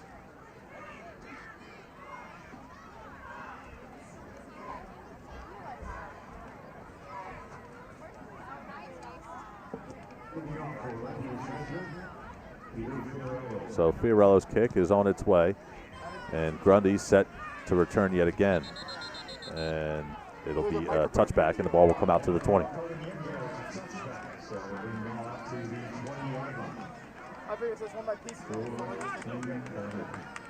Again, touched on it earlier, the Pioneers are averaging 42 points per game, and they have 56 here in the first half.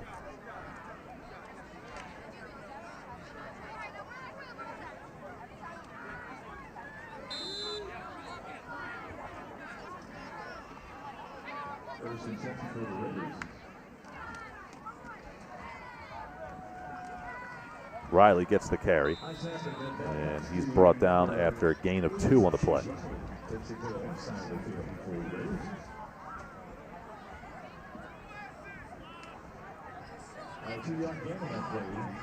Second down and 8 from the Twin Valley 22-yard line.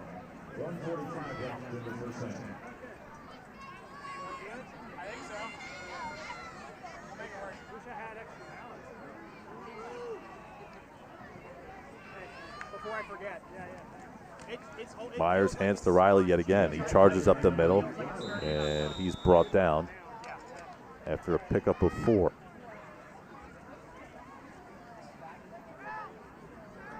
There's the ball after about the 27-yard line. It'll be 3rd and 3. So they'll bring up a 3rd down and 3 from the 27.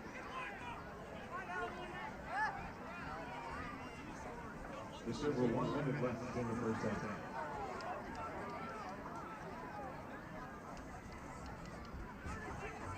Raiders continuing to milk as much clock as they can.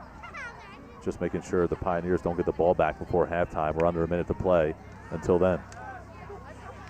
Myers scrambles to his right, fires to the near sideline, and Knight has another catch across the 40. Number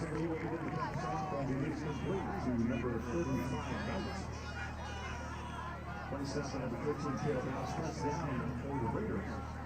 They advance the ball to their 41-yard line. 14-yard pickup for the Raiders offense. And the clock stops to move the change. Now it runs. Under 40 seconds to go. Myers fires the out route, and it's incomplete. He was looking for Grundy. So it'll be 2nd and 10. Ball still in their 41-yard line. 34 seconds left in the first half.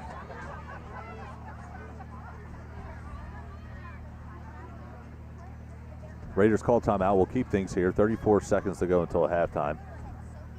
And the story tonight has been Caleb House so far.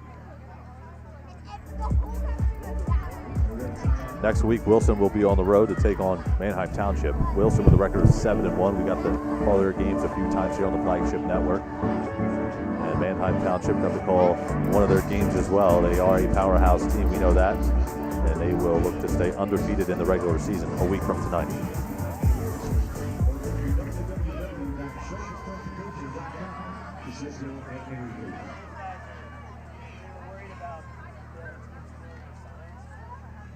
Twin Valley with 2 timeouts to work with.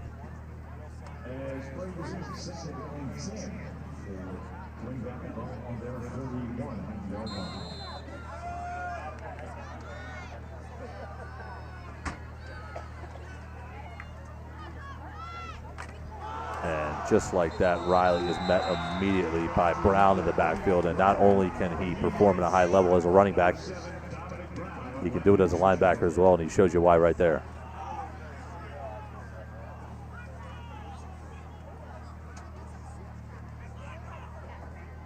And now the Raiders will just let this clock run. I don't know if they'll run another play before the half with only 6 seconds to work with. And now 3-2, and they do indeed get a play off. And they'll throw a deep ball down the near sideline, and Knight comes in with it. And he hauls it in at the 33-yard line. So that'll take us to halftime. Your score, the Pioneers 56, the Raiders 14. Stick with us for second half action. You never know what you're going to see.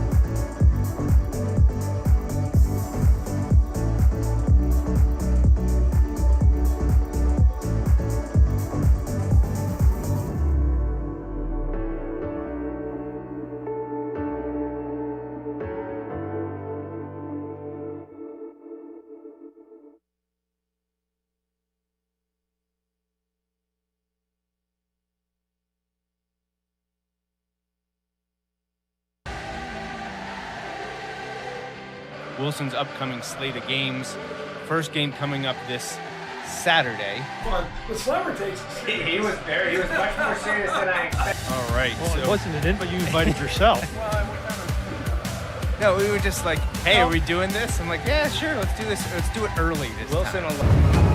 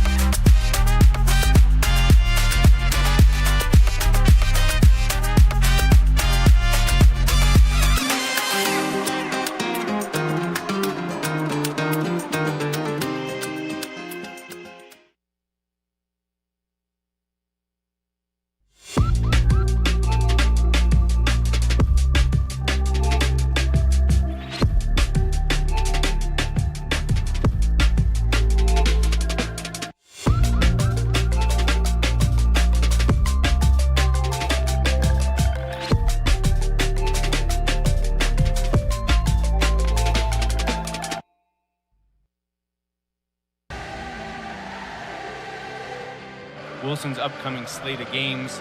First game coming up this Saturday. The slammer takes. He was much more serious than I expected. All right. Well, it So, wasn't an invite. You invited yourself. no, we were just like, hey, are we doing this? I'm like, yeah, sure, let's do this. Let's do it early this Wilson time. alum and Super Bowl champion Chad Henry. Thanks for having me, guys. For the time period you played in, there weren't a lot of losses to talk about when you were on the team. Oh man, yeah, we didn't lose often. I just think that each year, you get a different group of kids with different personalities, different ways that they learn, and it's that challenge that you continue to. Telling me that this is going to work. So we'll see about that. We'll know in a few weeks. So hopefully we will have lots and lots of interviews for you throughout the next couple months.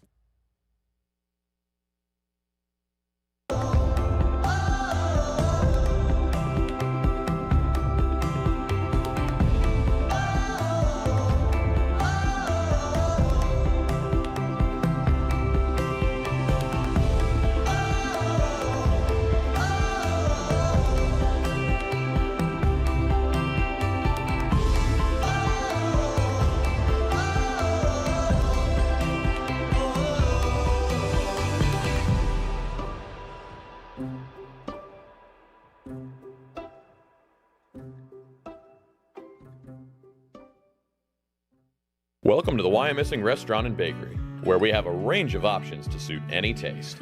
We are a family-friendly establishment offering a welcoming atmosphere for any occasion or a casual outing. Join us for our weekday breakfast buffet from 7 to 10 a.m. or our weekday brunch buffet from 10 a.m. to 3 p.m. Want to bring the family out for a weekend brunch? Join us on Saturday and Sunday for our grand weekend brunch buffet from 8 a.m. to 3 p.m. The Why I'm Missing Restaurant and Bakery, located at 1245 Penn Avenue in Wyomissing. Did you know one of the nation's top surgical hospitals is right here in Berks County? At the Surgical Institute of Reading, our physicians take ownership of their patients' care. Our award-winning clinical teams have a vested interest in the quality care you receive. We use the latest state-of-the-art equipment to assist our surgeons in a wide variety of specialty areas. There is a better option for your care.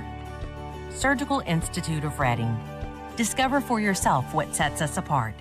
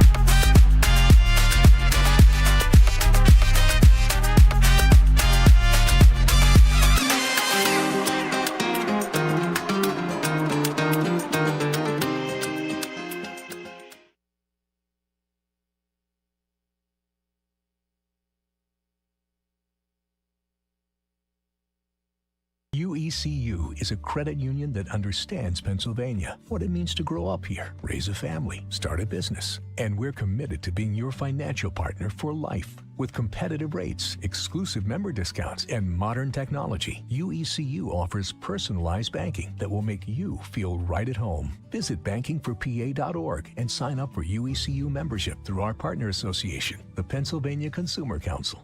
UECU, banking that understands home.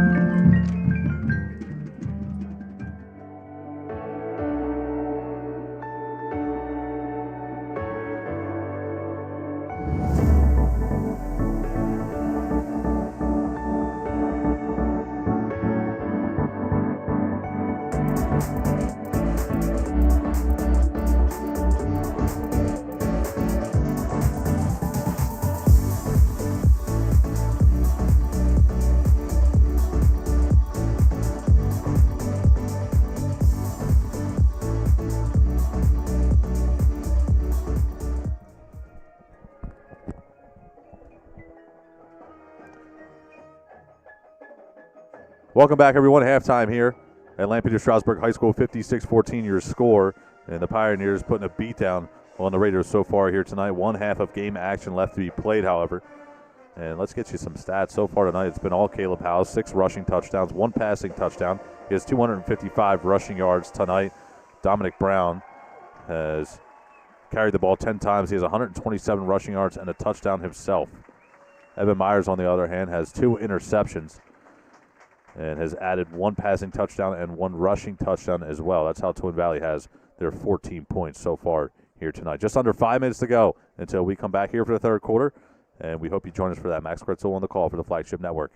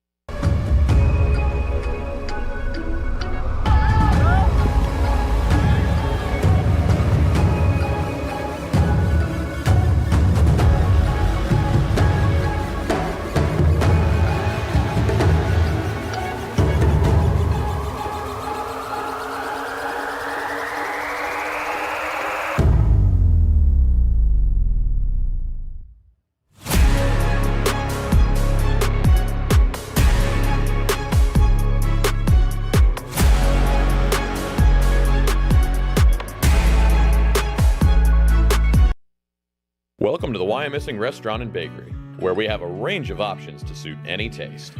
We are a family-friendly establishment offering a welcoming atmosphere for any occasion or a casual outing. Join us for our weekday breakfast buffet from 7 to 10 a.m. or our weekday brunch buffet from 10 a.m. to 3 p.m. Want to bring the family out for a weekend brunch? Join us on Saturday and Sunday for our grand weekend brunch buffet from 8 a.m. to 3 p.m. The Wyomissing Restaurant and Bakery, located at 1245 Penn Avenue in Wyomissing. Did you know one of the nation's top surgical hospitals is right here in Berks County? At the Surgical Institute of Reading, our physicians take ownership of their patients' care. Our award-winning clinical teams have a vested interest in the quality care you receive. We use the latest state-of-the-art equipment to assist our surgeons in a wide variety of specialty areas. There is a better option for your care. Surgical Institute of Reading. Discover for yourself what sets us apart.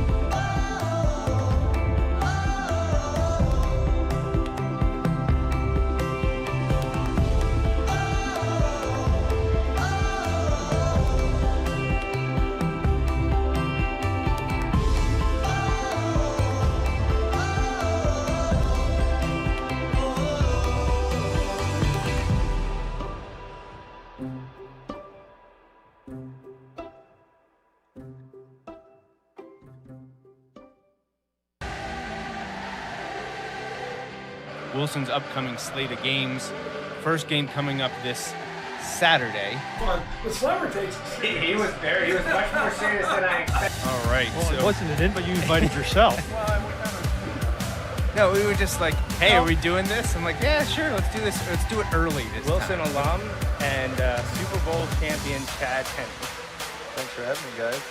For the time period you played in, there weren't a lot of losses to talk about when you were on the team. Oh man, yeah, we didn't lose often. I just think that each year, you get a different group of kids with different personalities, different ways that they learn, and it's that challenge that you continue to.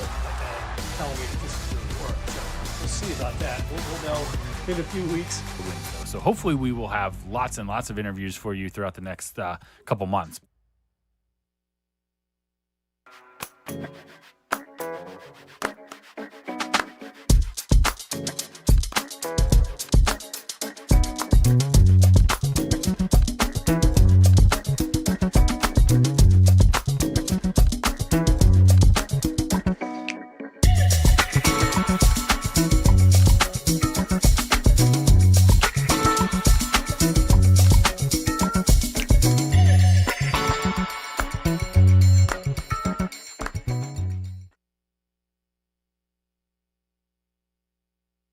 Did you know one of the nation's top surgical hospitals is right here in Berks County?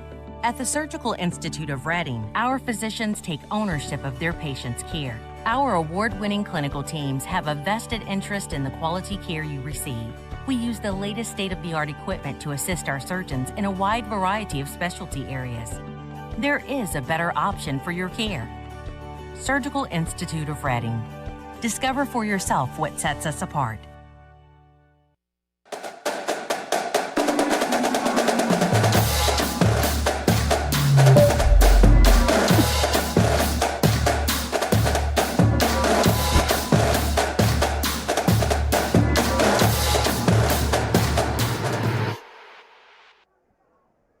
Welcome back, everyone. 56-14, halftime score. Pioneers lead. Evan Myers with 170 passing yards here tonight. He's hit only 2 receivers, however. And not only that, but more surprisingly so, not his number 1 receiver, which has been Ben Grundy so far this season, with 6 receiving touchdowns on the year. He does not have a catch so far here tonight. Raiders will receive the second half kickoff after LS won the opening toss. They received to start the football game and fumbled on their first possession. It was Dominic Brown who fumbled and set up the Raiders in plus field position. And we were thinking the Raiders may answer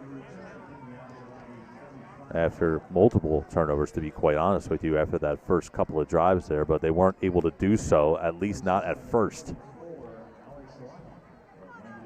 And after they were set up in plus territory, they were wiped away. And then even so after that, Caleb House put the ball on the turf. And again, Twin Valley just spinning their wheels on offense. Myers still out there under center as the starting quarterback, as again, Twin Valley trails 56-14. Riley, again, the third string running back with Evan Johnson out of the game. Myers goes under center for the first time here tonight. Grundy will try the end around, and he's hit hard out of bounds. Jeez. Pioneers coming to play tonight. Halftime does not seem to have taken away their aggressive mentality, at least not after the first play of this third quarter. No pickup on the play. Bring up a 3-yard pickup on the play. My apologies. 2nd down and 7 from the 26-yard line. Myers now back into the shotgun. Riley to his left. And Myers hesitates and now will cut it upfield, still on his feet, past the 30. And he slides down, trying to avoid injury. And not take those hits, especially in a game like this where Twin Valley has hopes of making a deep playoff run. If they can get healthy, they certainly have the firepower to do so. It's a 9-yard carry for Myers. It's good enough for a Twin Valley first down.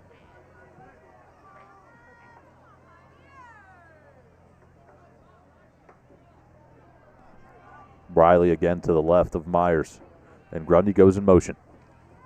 Myers will hand to Grundy, so he has his second carry of this possession, and he's tackled down hard. And after the play is over, it looks like we have some extracurricular activities. We saw Cunningham and Brown on the near sideline in front of the ref, so maybe some things were said or a little bit of pushing and shoving after a play. Nevertheless, it looks to be an unsportsmanlike penalty against the Pioneers. Personal foul.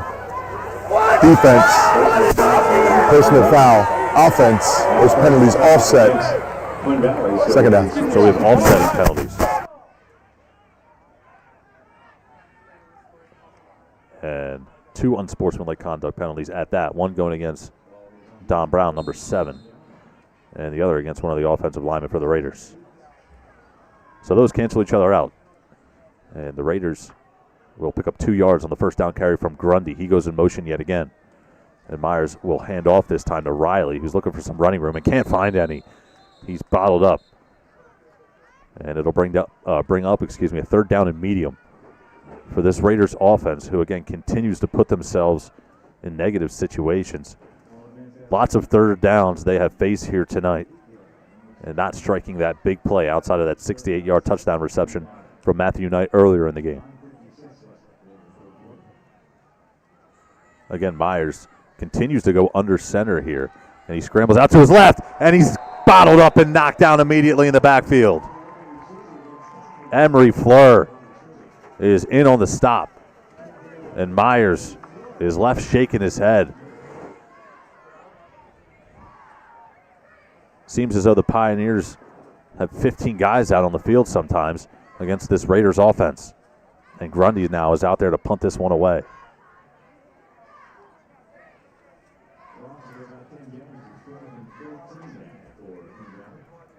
So Twin Valley struggling to move the football here tonight. That's an understatement, but even more so is the 3rd down situations that they're putting themselves in.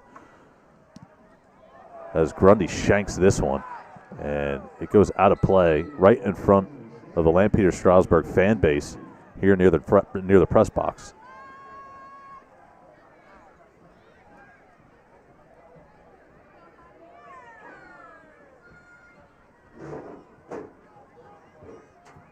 So this drive for the Pioneers will start inside of the 40-yard line of the Raiders. Not even 2 minutes, or I should say 3 minutes gone by here in the 3rd quarter. Pioneers back on offense. They force the Raiders to continue to run the football, but obviously not at a high level. House still in the game at the quarterback position. Brown to his right. Brown will get the carry, and he's met pretty quickly past the line of scrimmage. That's good for a 2-yard pickup. It'll bring up a 2nd down and 8.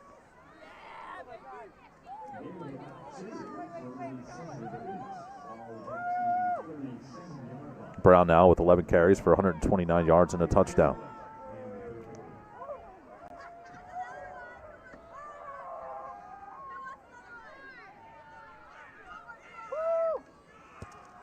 House will call his own number. Blocker's out in front, and he's brought down inside of the 25-yard line. I tell you what, House has done an amazing job as a rusher here tonight, but the blocking of Lampeter Strasburg cannot be understated, as they are causing massive holes for House to be able to run through.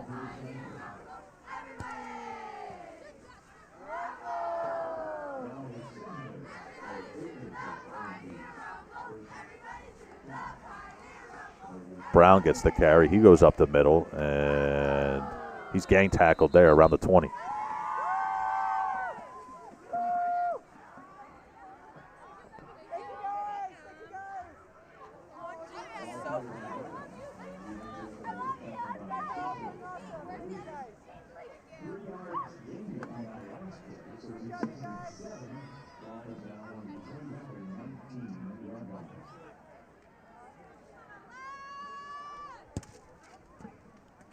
House hands off to Brown, cuts it up, and he's brought down at the 17.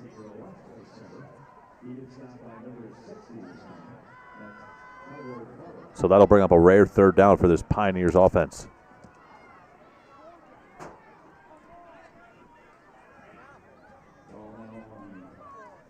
Third down and 5 to be exact.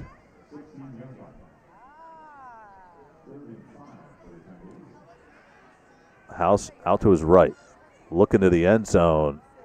And we have a penalty marker down on the field. It is called for a touchdown. We'll see what the call is, however. There is a penalty marker down on the field. Mason Hostetter was on the reception in that far corner of the end zone. Ineligible downfield on the offense. That's 5-yard penalty. Repeat third down. So the 16-yard reception for the touchdown is erased. And Hostetter, if there was no penalty, would have had his first catch of the game. But it wasn't meant to be. At least not yet. So the ball's marked now at the 21-yard line after the 5-yard penalty. We'll bring up a third down and 10.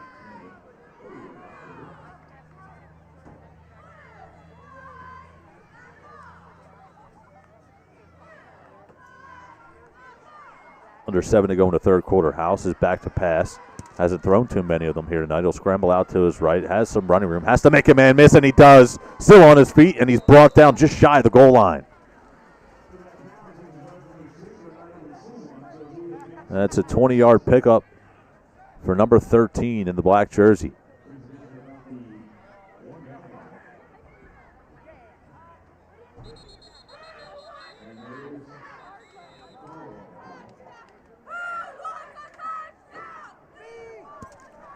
A whistle before the snap.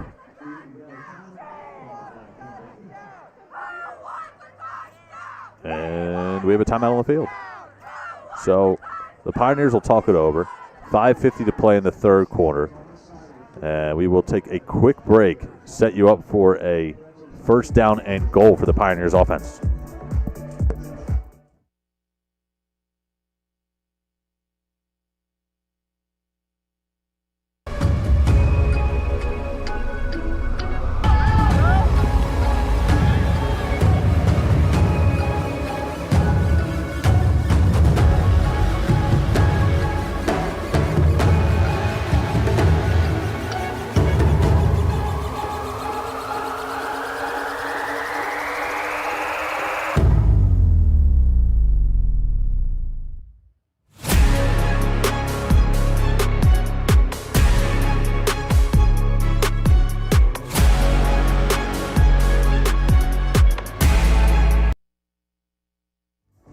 First and goal from the 2. House keeps it himself, and he didn't miss anything. He barrels his way into the end zone for yet another rushing touchdown. And LS now starting to make it look easy.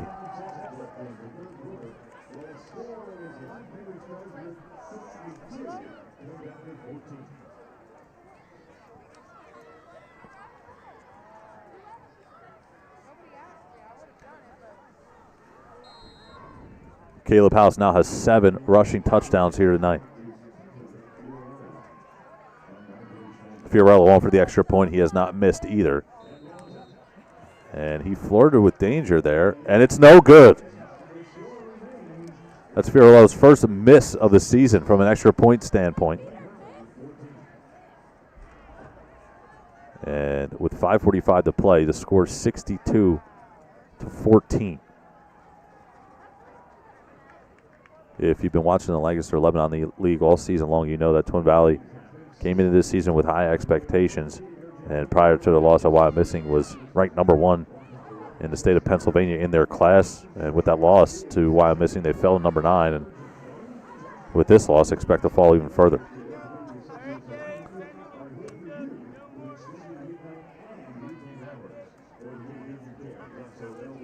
Shocking to say with still a quarter plus to be played, but you're down so many points, definitely becomes more of a mental thing than a physical thing. And Fiorello set to kick this one back to the Twin Valley team.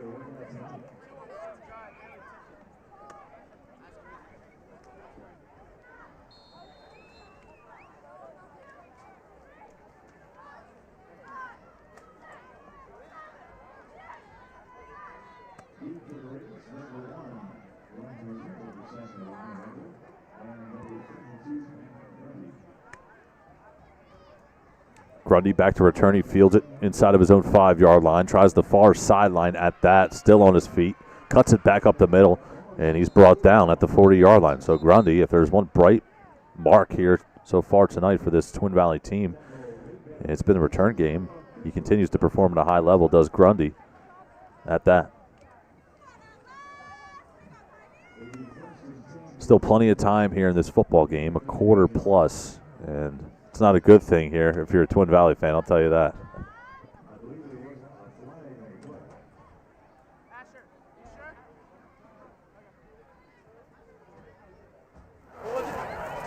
During the play, personal foul, blindside block on the kicking team. 15-yard penalty, first down. Pioneers pick up a 15-yard penalty. And that'll move the football deeper towards LS territory, now over midfield, and officially will be marked at the 46.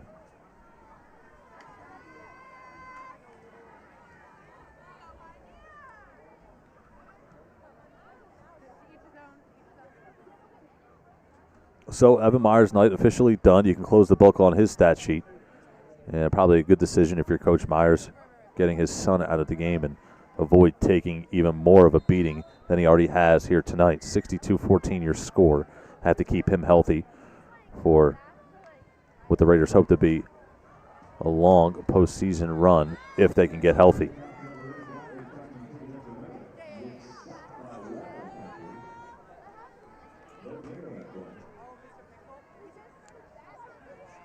Riley just gets back to the line of scrimmage after the carry, so it brings up a 2nd down and 10.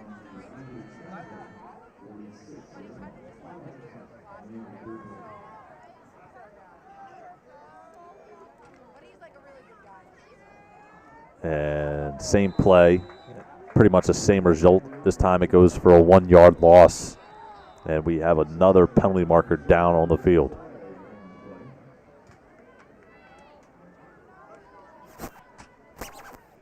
It's going to bring up a 3rd down and 11, depending After on the what play, the personal penalty is. foul, offense, 15-yard penalty. The down counts. So this time it's the Raiders who pick up a personal foul penalty. And the down will count, so it'll bring up a 3rd down. And with that being said, the Raiders will back themselves up across midfield into their own territory.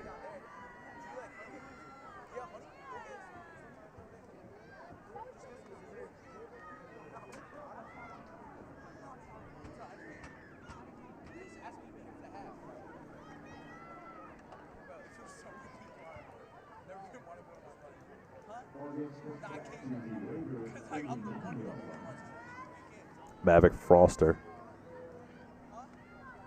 is the quarterback.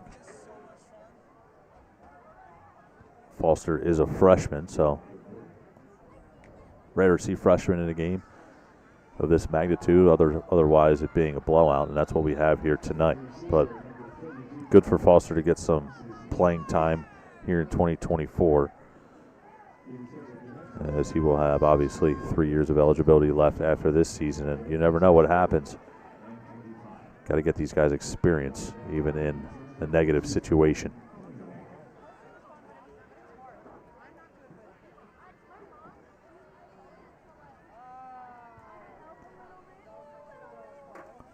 So Grundy on the punt.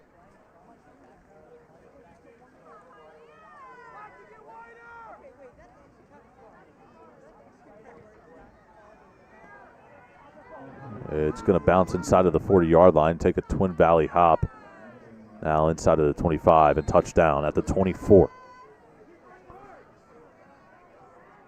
So with Evan Meyer's night being done, we expect Caleb House's night to be over with as well. And I don't see him walking out to that huddle.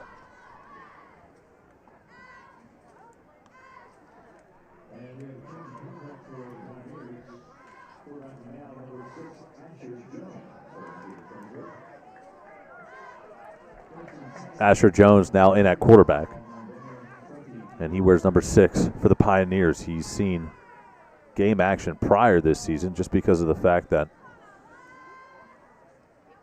the Pioneers have mercy ruled plenty of teams. Every team they have faced here in Section 4, they have mercy ruled.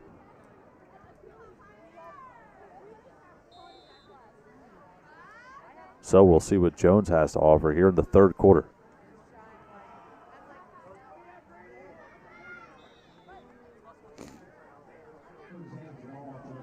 Brady Cunningham gets the carry. That means Dominic Brown's night is done.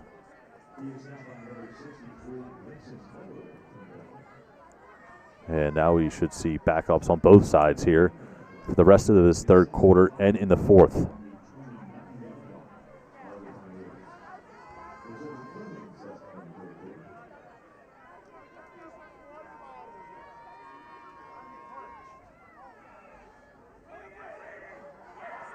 Cunningham gets the carry, charges up the middle.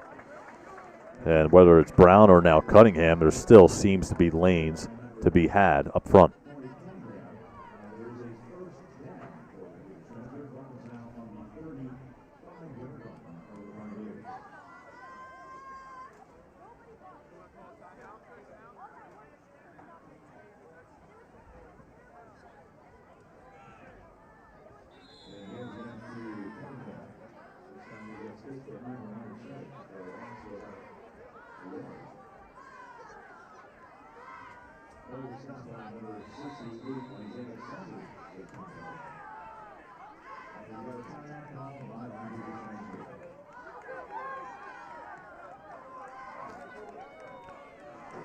LS calls timeout after the first down carry. Next week, Wilson, Manheim Township, another big-time battle in that section. Wilson 7-1, Manheim Township 8-0. We will see you at 7 o'clock for that kickoff, in which, at least on paper, seems to be another great matchup if you're a football fan.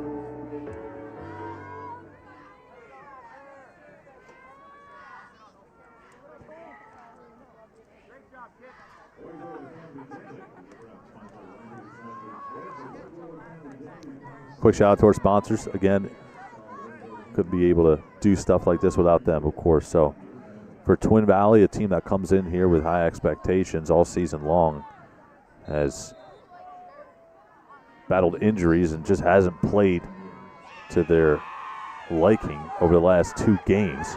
And it shows in the win-loss category. But they give maximum effort on that play. It looked like almost 10 out of the 11 guys on defense were there to tackle Cunningham on that play.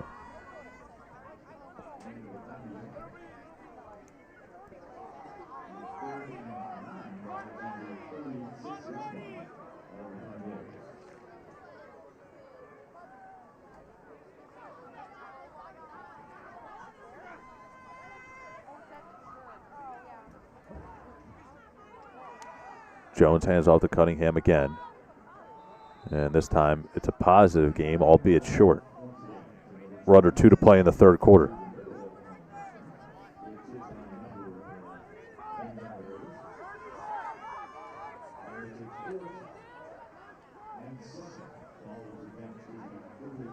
Asher Jones listed at 6'2".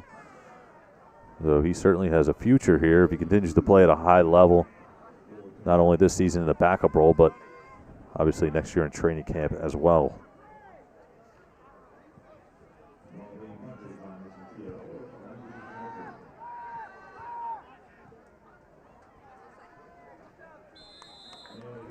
And that punt bounces out of bounds.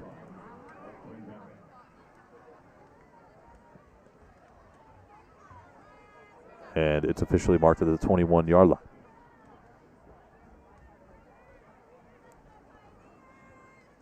That was only the second punt here tonight for the Pioneers.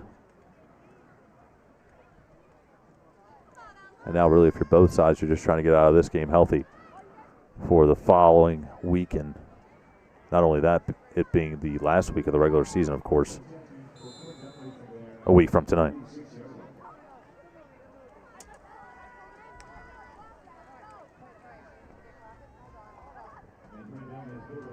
Riley has the carry. He's up to the 30-yard line. That's a pickup of 4.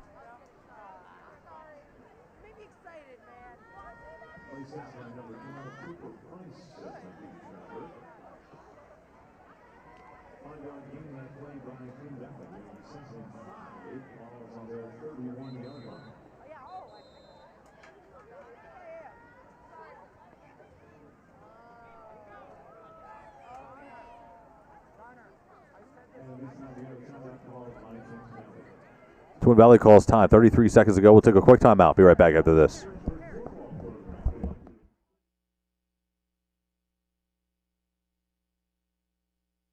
Welcome to the Why I'm Missing Restaurant and Bakery, where we have a range of options to suit any taste. We are a family-friendly establishment offering a welcoming atmosphere for any occasion or a casual outing. Join us for our weekday breakfast buffet from 7 to 10 a.m. or our weekday brunch buffet from 10 a.m. to 3 p.m. Want to bring the family out for a weekend brunch? Join us on Saturday and Sunday for our grand weekend brunch buffet from 8 a.m. to 3 p.m. The Wyomissing Restaurant and Bakery, located at 1245 Penn Avenue in Wyomissing.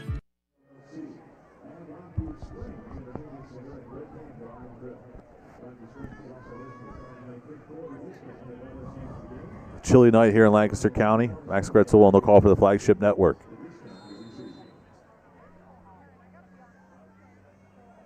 Second down for the Raiders from their own 31-yard line. Foster hands off. Riley charges up the middle, and he's brought down at the 34. So it's a pickup of 3. It'll bring up a third down and 2.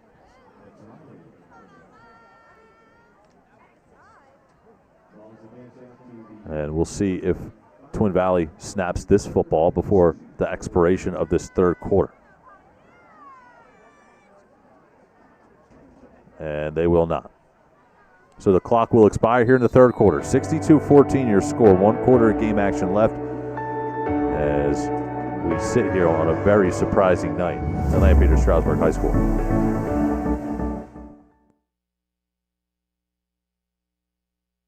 Did you know one of the nation's top surgical hospitals is right here in Berks County? At the Surgical Institute of Reading, our physicians take ownership of their patients' care. Our award-winning clinical teams have a vested interest in the quality care you receive. We use the latest state-of-the-art equipment to assist our surgeons in a wide variety of specialty areas. There is a better option for your care. Surgical Institute of Reading. Discover for yourself what sets us apart.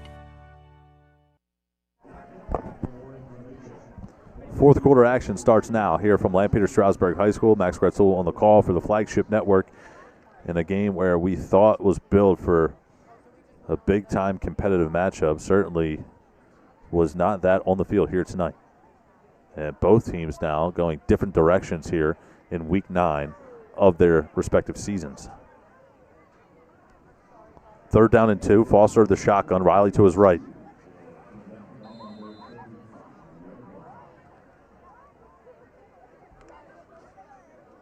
Foster takes the snap, hands off, and Riley brought down immediately in the backfield, and he's down hard and slow to get up after the play.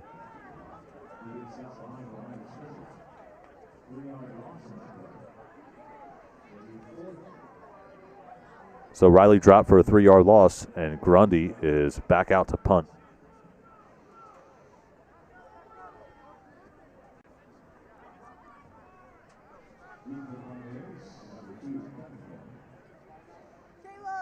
Avery Cunningham, the deep man, set to return.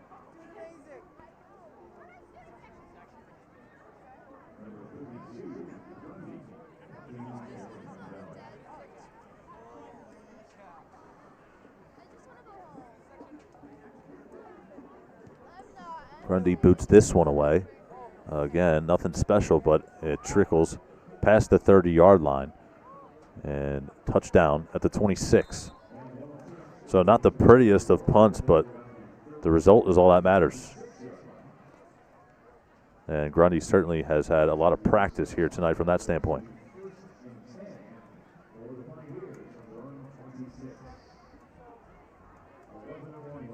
So Asher Jones back out for his second possession on offense for the Pioneers in a backup role.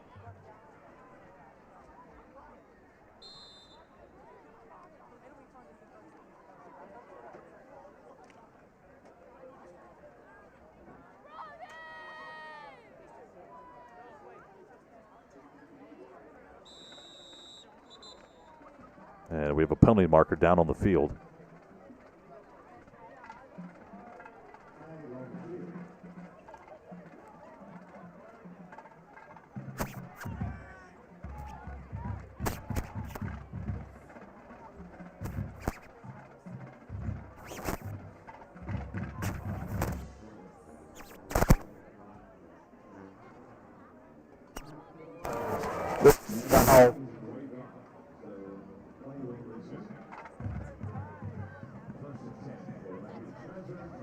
So, not a penalty on the play. I think more of a question before the ball was snapped for one of the officials. So, that's taken care of.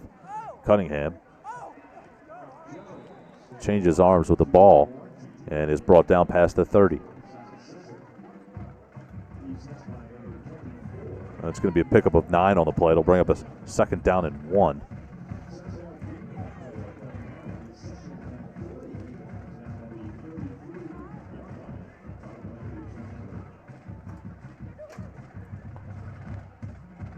Cunningham still to the left of Jones. And that's read well as Cunningham's brought down immediately in the backfield.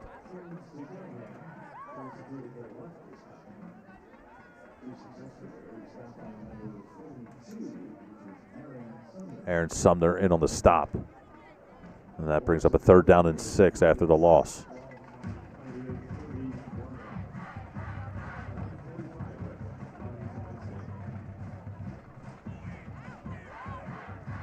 Jones takes the snap, hands off to Cunningham. Again, the blocking has been superb here tonight.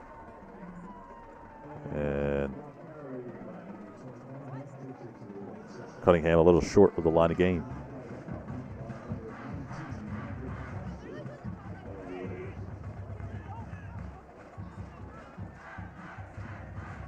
So that brings up a fourth down, and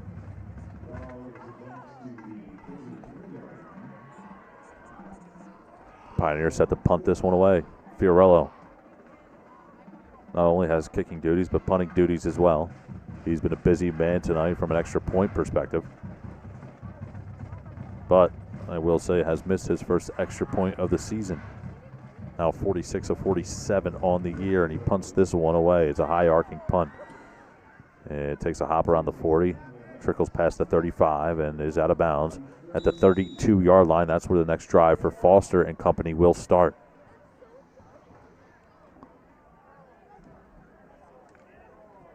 So back to the drawing board for Twin Valley after tonight's game. You could have said that a week ago. But certainly here tonight after giving up 62 points. Lampeter Strasburg has flexed their muscle against opponents all season long, but we certainly expected a little bit closer of a matchup here tonight, whether you're a fan or a member of the media or just one of the locals.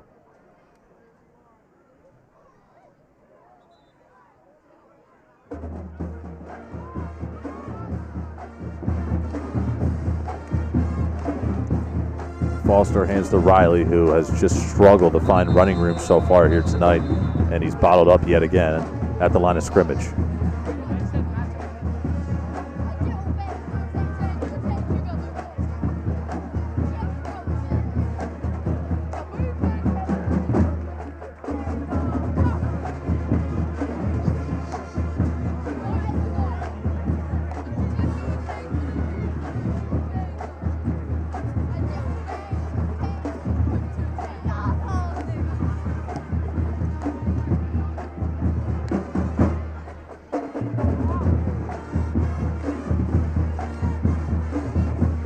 Foster scrambles out to his right, buying some time. He'll take off and run, and he's got about half of the yardage needed to gain on second down.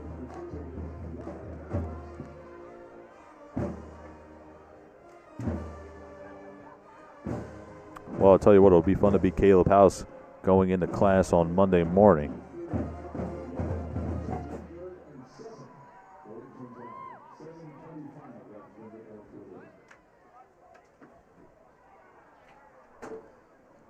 I'll bring up a third down and medium for Foster and company.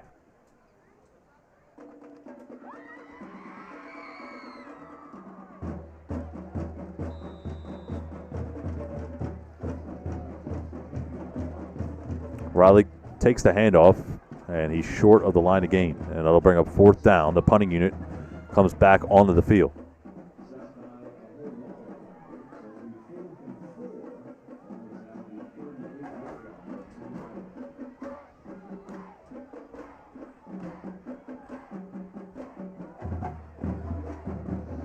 Grundy set to punt this one away. Easton Cunningham, number 22, is the return man. Grundy.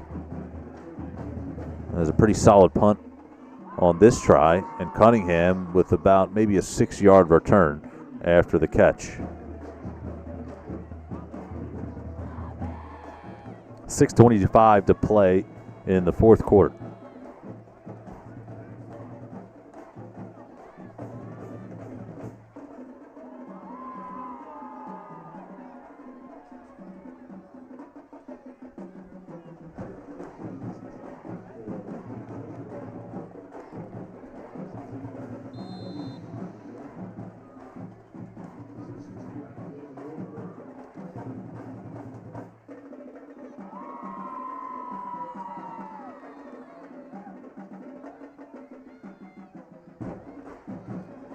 Cunningham maneuvers his way past the 35.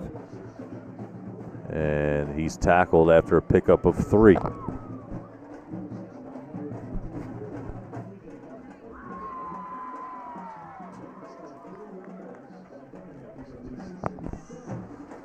So that'll bring up a second down and 7. And both offenses now just trying to run out the rest of this clock here tonight.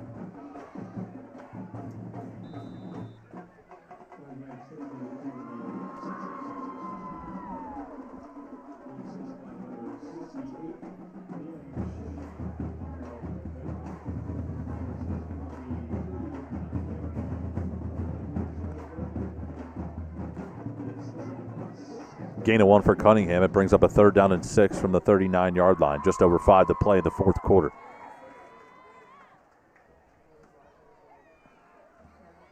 Jones will keep it himself. He'll try the far sideline, and he's still on his feet. Inside the 20-yard line. Looking for the house. He can't get there, but he's brought down inside of the 10-yard line. And I tell you what, after multiple handoffs to Cunningham, I don't think the Raiders expected Asher Jones to keep it himself, but he does, and he has a massive pickup down the far sideline. Walking the back on the offense. 10 yards from the spot of the foul. Repeat.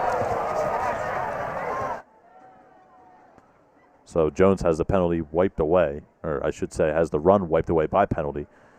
And the Pioneers will get backed up 10 yards from the previous spot of the football. Under 5 to go now in the fourth. Lots of positives to take away if you're a Lampeter Strasburg fan or even member of their team, and I'm sure in practice next week they will gear up for another tall test that awaits them in Wild Missing.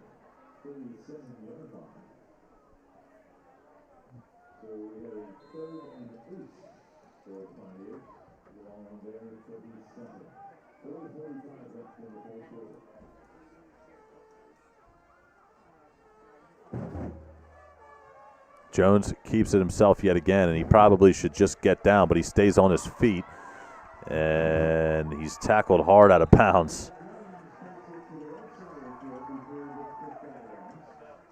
So Jones turns what could have been something, or what could have been nothing, into something, and I tell you what, he's been asked not to do too much from a backup perspective, but that's really all the coach is asking him, especially his head coach, Coach Ridnour. Come in, run the offense, and take care of the football, I think, is the biggest thing. He's done that so far here tonight in the backup role.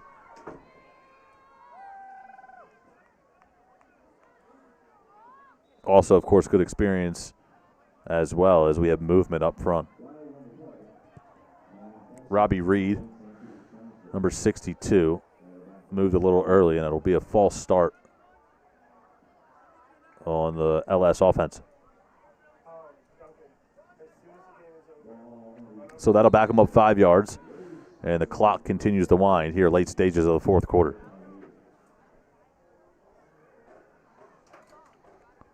Jones hands off to Cunningham, and he's brought down as he crosses the 50-yard line. Again, this game was billed to be a battle of two talented quarterbacks, to say the least, between Twin Valley's Evan Myers and Lampeter Strasburg's Caleb House. And one severely outperformed the other, that being Caleb House, with 7 rushing touchdowns, 8 total. He threw one to Emery Fleur. And Myers, again, without Evan Johnson, struggled to get the offense going for Twin Valley, and that's one of the main reasons why this game is as lopsided as it is.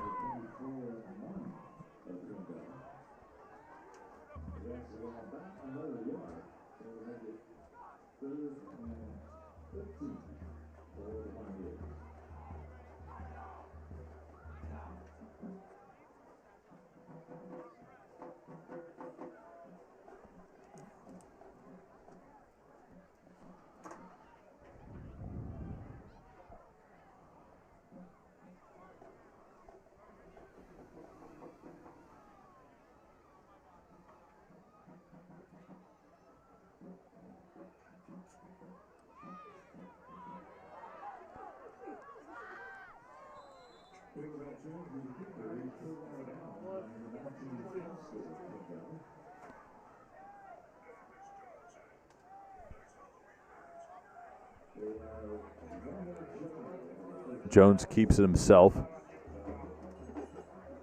for a 3-yard pickup. That'll bring up a 4th down and 11 from the Twin Valley 45-yard line. Again, under 2 now to play in the fourth quarter. Jones and the offense still out on the field.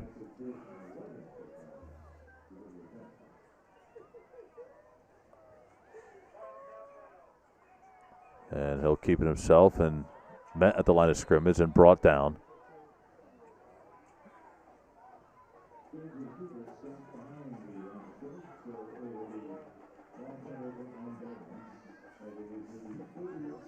So all that's left now is a couple of handoffs, we presume, for the Twin Valley offense, who just didn't have any answers tonight for Lampeter Strasburg. But more importantly, the bigger problem is the defense, giving up 62 points and could not stop Caleb House on the ground.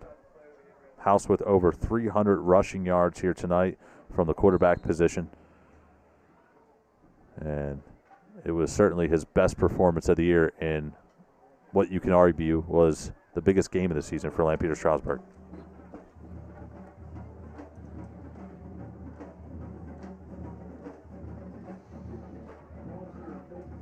Foster keeps himself, and he probably should get down as he's bulldozed over.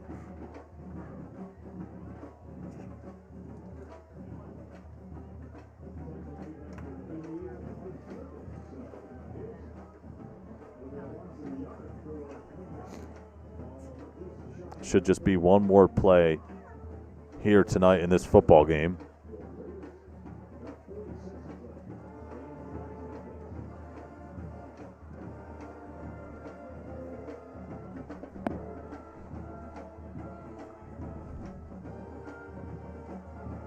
Foster takes the snap. He hands off to Riley, who's met just past the line of scrimmage and tackled after a 2-yard gain.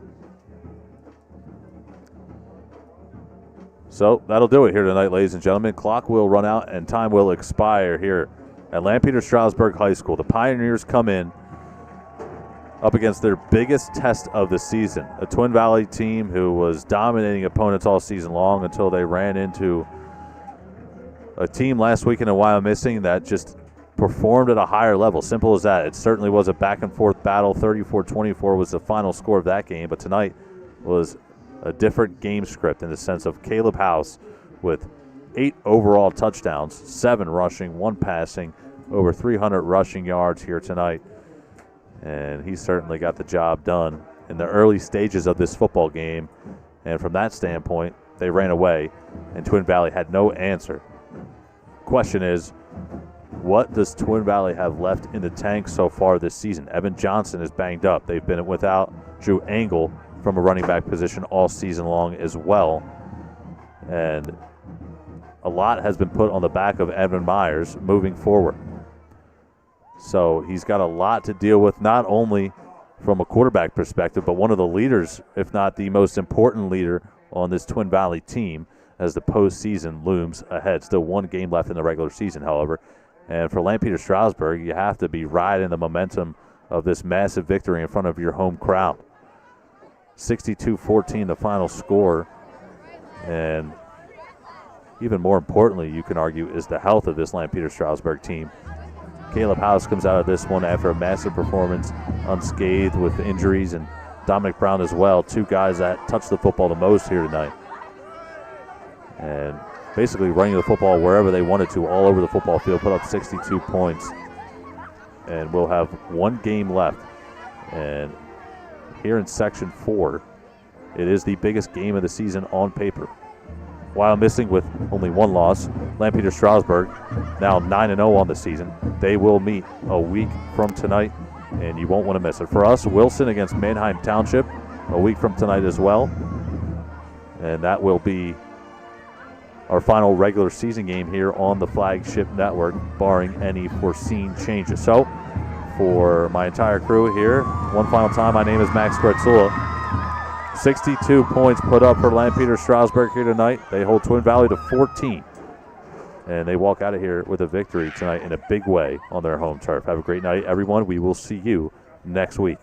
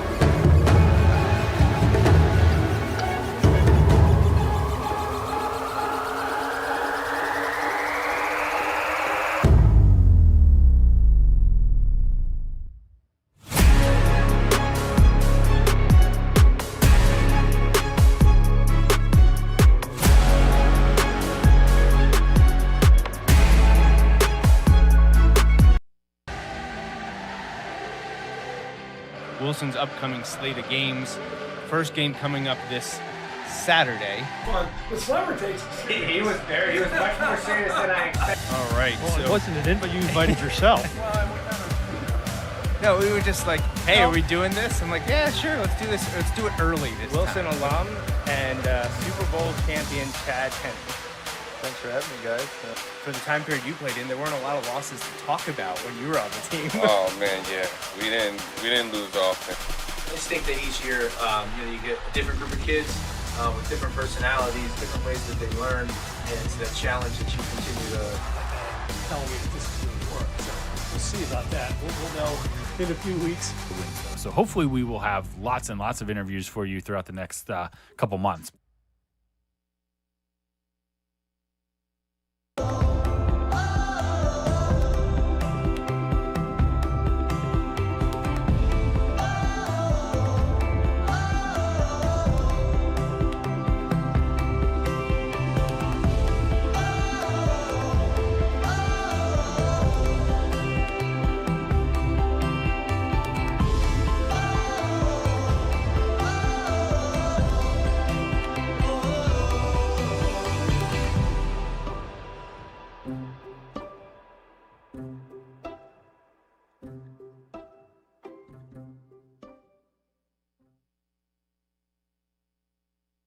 Welcome to the Why I'm Missing Restaurant and Bakery, where we have a range of options to suit any taste. We are a family-friendly establishment offering a welcoming atmosphere for any occasion or a casual outing. Join us for our weekday breakfast buffet from 7 to 10 a.m. or our weekday brunch buffet from 10 a.m. to 3 p.m. Want to bring the family out for a weekend brunch? Join us on Saturday and Sunday for our grand weekend brunch buffet from 8 a.m. to 3 p.m. The Wyomissing Restaurant and Bakery, located at 1245 Penn Avenue in Wyomissing. Did you know one of the nation's top surgical hospitals is right here in Berks County? At the Surgical Institute of Reading, our physicians take ownership of their patients' care. Our award-winning clinical teams have a vested interest in the quality care you receive. We use the latest state-of-the-art equipment to assist our surgeons in a wide variety of specialty areas. There is a better option for your care. Surgical Institute of Reading. Discover for yourself what sets us apart.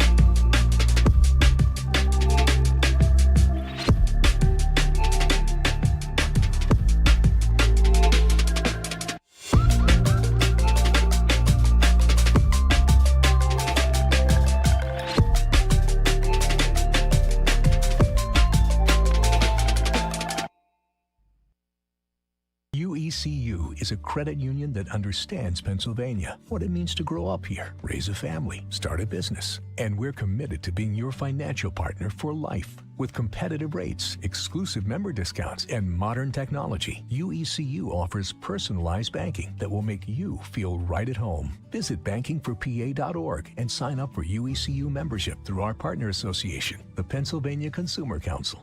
UECU, banking that understands home.